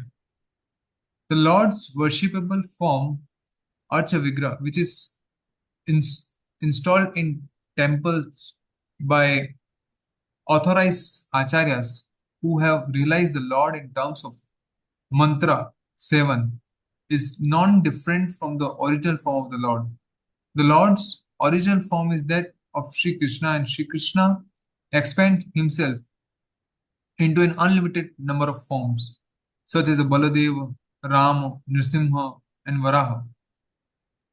All of these forms are one and the same personality of Godhead. Similarly, the Archa Vigraha worshipped in temple is also expanded form of the Lord. By worshipping the Archa Vigraha, one can at once approach the Lord who accepts the service of the devotee by his omnipotent energy. Read this also. The Archa Vigraha, yeah. Shall I continue? Yes, read the highlighted. The Archa Vigraha of the Lord. The Archa Vigraha of the Lord descends at the request of the Acharyas, the holy teachers, and works exactly in the original way of the Lord by virtue of the Lord's omnipotence. See how Lord can work exactly as he appears himself. In the same way, he appears as Archa Vigraha, and yet he does all it. Especially, he accepts the service. So, the Archa Vigraha form is the supreme transcendental form. Is it not? So, like this, one can understand the omnipotence of the Lord. Two ways Prabhupada described. First one is how each of his senses can do the functions of each other sense. Second one is how he appears as seemingly material form, that is Archa Vigraha, and yet he remains transcendental. He can award spiritual benefits, he can reciprocate with the Jiva, he can accept the service. So those who don't know that God can do everything which a Jiva cannot even fathom also, they blame God, they consider God as a normal human being, and they don't know the potencies of God. So this quality of Shukra, proper described in most tangible, practical way for us.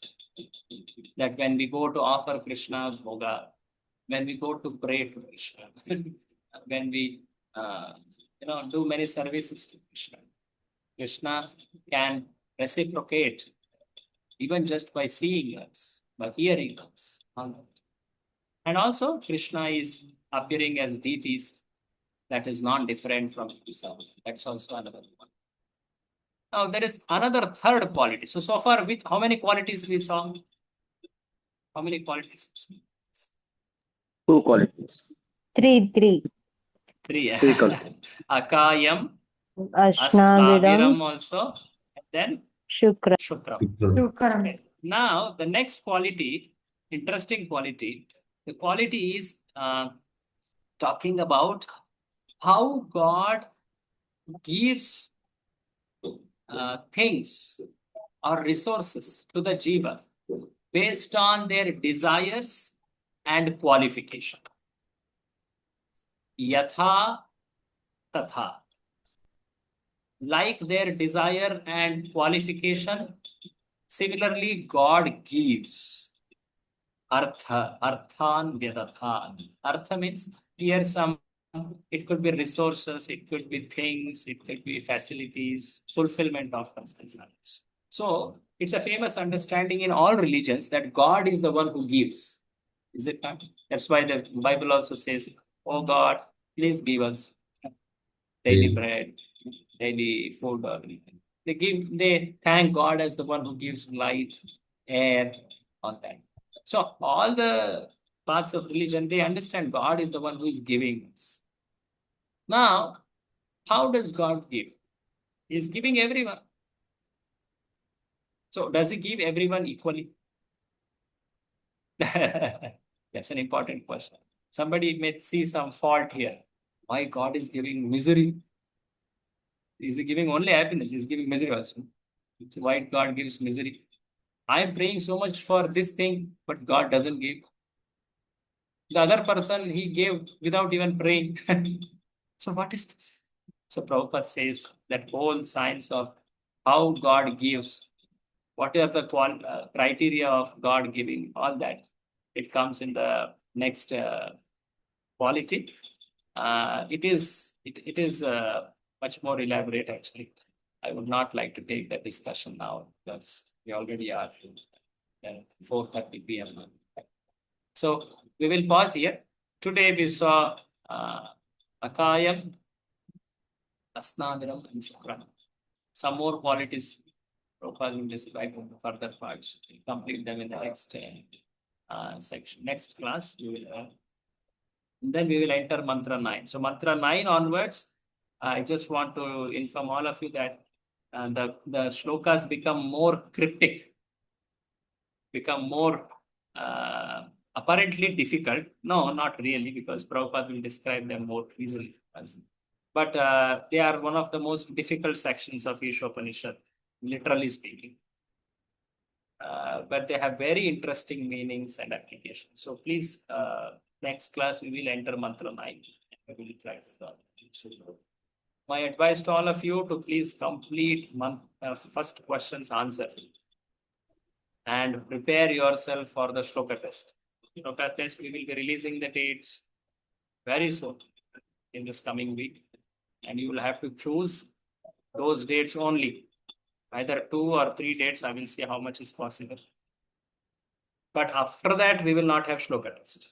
Please do not come with an excuse that I was not available, an excuse, this, that, and all, because we are giving multiple dates. Please choose the dates and complete the shloka test. Simple test, you can, it hardly takes 5 minutes, 2 shlokas only, you have to just tell the shloka and the meaning. And then after this, we will ask you to write the second question's answer and also sir. So please do not postpone beyond the timelines given. Don't hesitate, don't feel afraid that you have not done enough or like that. Just start doing it. You will refine the answers and get your final submissions by the end. Okay, thank you very much. We will meet again next Saturday, 2:30 p.m. Shri Ishopanishad ki jai, Srila Prabhupada ki jai. Any comments or questions we can? No, the last class sessions video is not available. Last class video not available? Okay. They have not shared the link for the last class.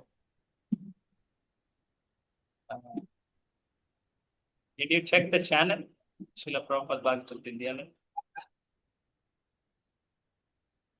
That's the channel where the upload is happening. I think last one we did upload. And check. Yes, Prabhu, it was uploaded. Yeah. So this one we may not be able to do immediately. This particular session today's will take time. So, please check that channel, Prabhu. The link may not get shared in the group. Okay, I'll check. Thank you. Yes, Madhavaji. Prabhu, where do we submit the written open book assignment for question 1? How do we submit and where do we submit? Leela Madhav, you want to share? Hare Krishna, Prabhu, I will let you know, Prabhu, by tomorrow. Huh? Okay. I'll put a message in the group also. Meanwhile, you can make it ready in a PDF format. I have written, Prabhu, handwritten. Yeah. I will share the location where it has to be shared. I'll put it in the group by tomorrow. Prabhu, Okay? photo format can we put, right? Because I have handwritten it. Yeah, you can scan it and make it into PDF. Yes. Okay. Yeah. So we can write in Word document as well, and the hard copy also we can do both. Yeah, Word also should be fine, but the point is in Word it can get edited. Yeah, you can share Word also, no problem. Okay, fine. Okay. Thank you. Hare Krishna. Any other last comment or question? Hare Krishna.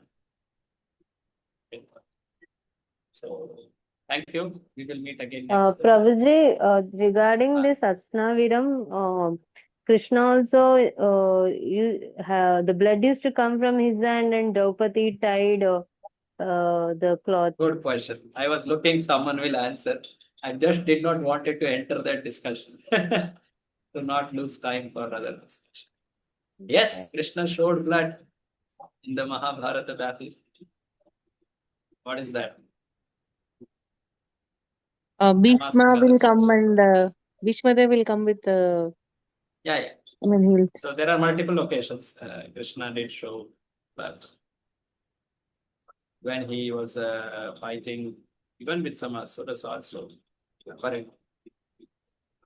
With Bhishma, surely it was described so much. So what is that? I'm asking all of you. Is it that Krishna is losing blood out?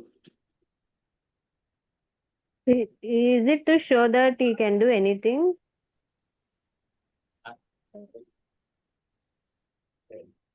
Anyone else? Thank you. What was that blood indicating?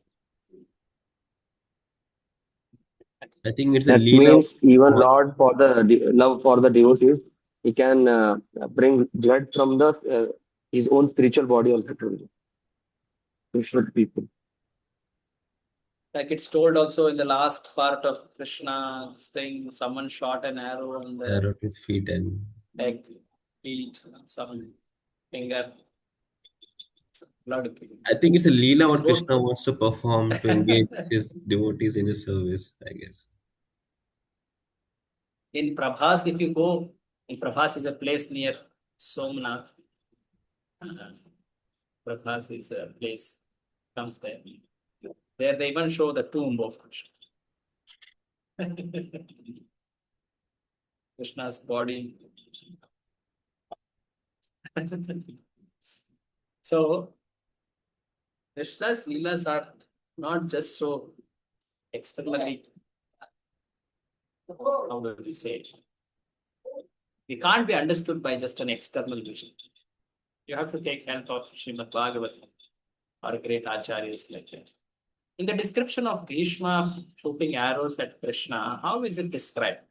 If you see the very shloka of Bhishma, when he's praying at the end, when he's on the arrow bed, he describes it. Huh? So kindly see those prayers. He says that, oh Krishna, I wanted to see you in that posture of fight. And I wanted to give you pleasure by that fight. I yearn to see you. May you give me always that vision of you being the charioteer, Parthasarathi. That's the whole meditation of Bhishma. And when Bhishma was shooting arrows, Krishna wanted to protect Arjuna. So that whole expression of that whole blood coming out and all is to show how much Krishna intensely loves Arjuna. And Arjuna also feels, God, Krishna is doing what not? He's breaking his own word. He's taking the whole harm or the pain on himself, all that. Just to give that excitement in the Leela. If this is the case, consider another important Leela of Krishna. This happens after Krishna, he delivers Muchukunda. He comes back to Mathura and he kills all the army of Kala Yavana. But at the same time, there is another camp of enemies who also have attacked. You may know this. Jarasandha and party have come again. This is like 18th time, I think. That time, Krishna and Balaram were going on the horses, and that time Jarasandha's party attacks. That time, what Krishna Balaram do? Any of you know? They ran out and climbed the climax mountain. They suddenly run away from the battle for no reason. There was no reason actually. It was not that some devotee was in danger and all. No, that there was no reason. In fact, it is told that one just cannot understand why God behaves the way he behaves. So it is told there that they just ran just like any normal humans. And Jarasandha was forced to believe, really, these people are too human. Krishna's Leela, Manusha Leela, it's called. So, and they ran to a mountain which is told as 88 miles high. The highest mountain of today, Mount Everest, is I think 8,900 or 800 kilometers. No, meters. Am I right? Huh? Any of you know the specific statistics? Huh? Meters. Something like 9-10 kilometers. Yeah. at max. But it is told here, Krishna and Balaram, they climbed Pravarshana hill, which was 88 miles, close to 150 kilometers. Imagine. They ran, they climbed it. And this party of Jarasandha tried to search, could not find. They surround the whole mountain with wood and lit up it with fire. Let them get burned. Let them not come out. Let them get burned. And Krishna Balaram jump from such top mountain and go to Dwaraka without any scratches. There is a sufficient proof for what? That their body doesn't have some blood and some skin and this. You understand? So we should see in the entirety. If you see Krishna's activities, they are clearly transcendental, extraordinary, superhuman. But some activities does show Krishna is crying. Hare Krishna ke aankhon se aansu aa raha hai. Someone hit arrows. Krishna's body's blood is coming. So what does this indicate? These are special leelas which should be understood from acharyas. They show special relationship which Krishna has with those devotees. Is it not? So one cannot go by one logic and ignore the other leelas. I hope it makes sense. Is that okay, Mataji? Hare Krishna. Yes, Prabhuji. And he wants to be realistic in those leelas, right? Yeah, not exactly realistic. He wants to exchange those emotions most naturally. It's not that when he is acting as supreme person, he is not real. No. He just wants to experience the rasa. It's a rasa. Actually. When he is as a son, he is fierce mother. When he is fighting with the enemy, he does experience that emotion of virya rasa. Okay. Bro, I think mantra 4 comes into play here. He's inconceivable. We cannot think with our intelligence. True. Yes. That's right. Hare Krishna, can we add this Lila of Nityananda Prabhuji after getting hit by Jagai and Magai? Nityananda Prabhuji shows blood Prabhuji to give more mercy from the Chaitanya Mahaprabhu to them. Yes. Yes, that is to draw mercy from Chaitanya Mahaprabhu. Yes, they have hit you so hard. Huh? I will kill them. That's when later he evokes the mercy. Thank you. There are many leelas like that. Huh? Hare Krishna. Thank you. We will conclude for today here. We will meet again next Saturday. We will continue. Shri Ishopanishad ki jai, Srila Prabhupada. Hare Krishna.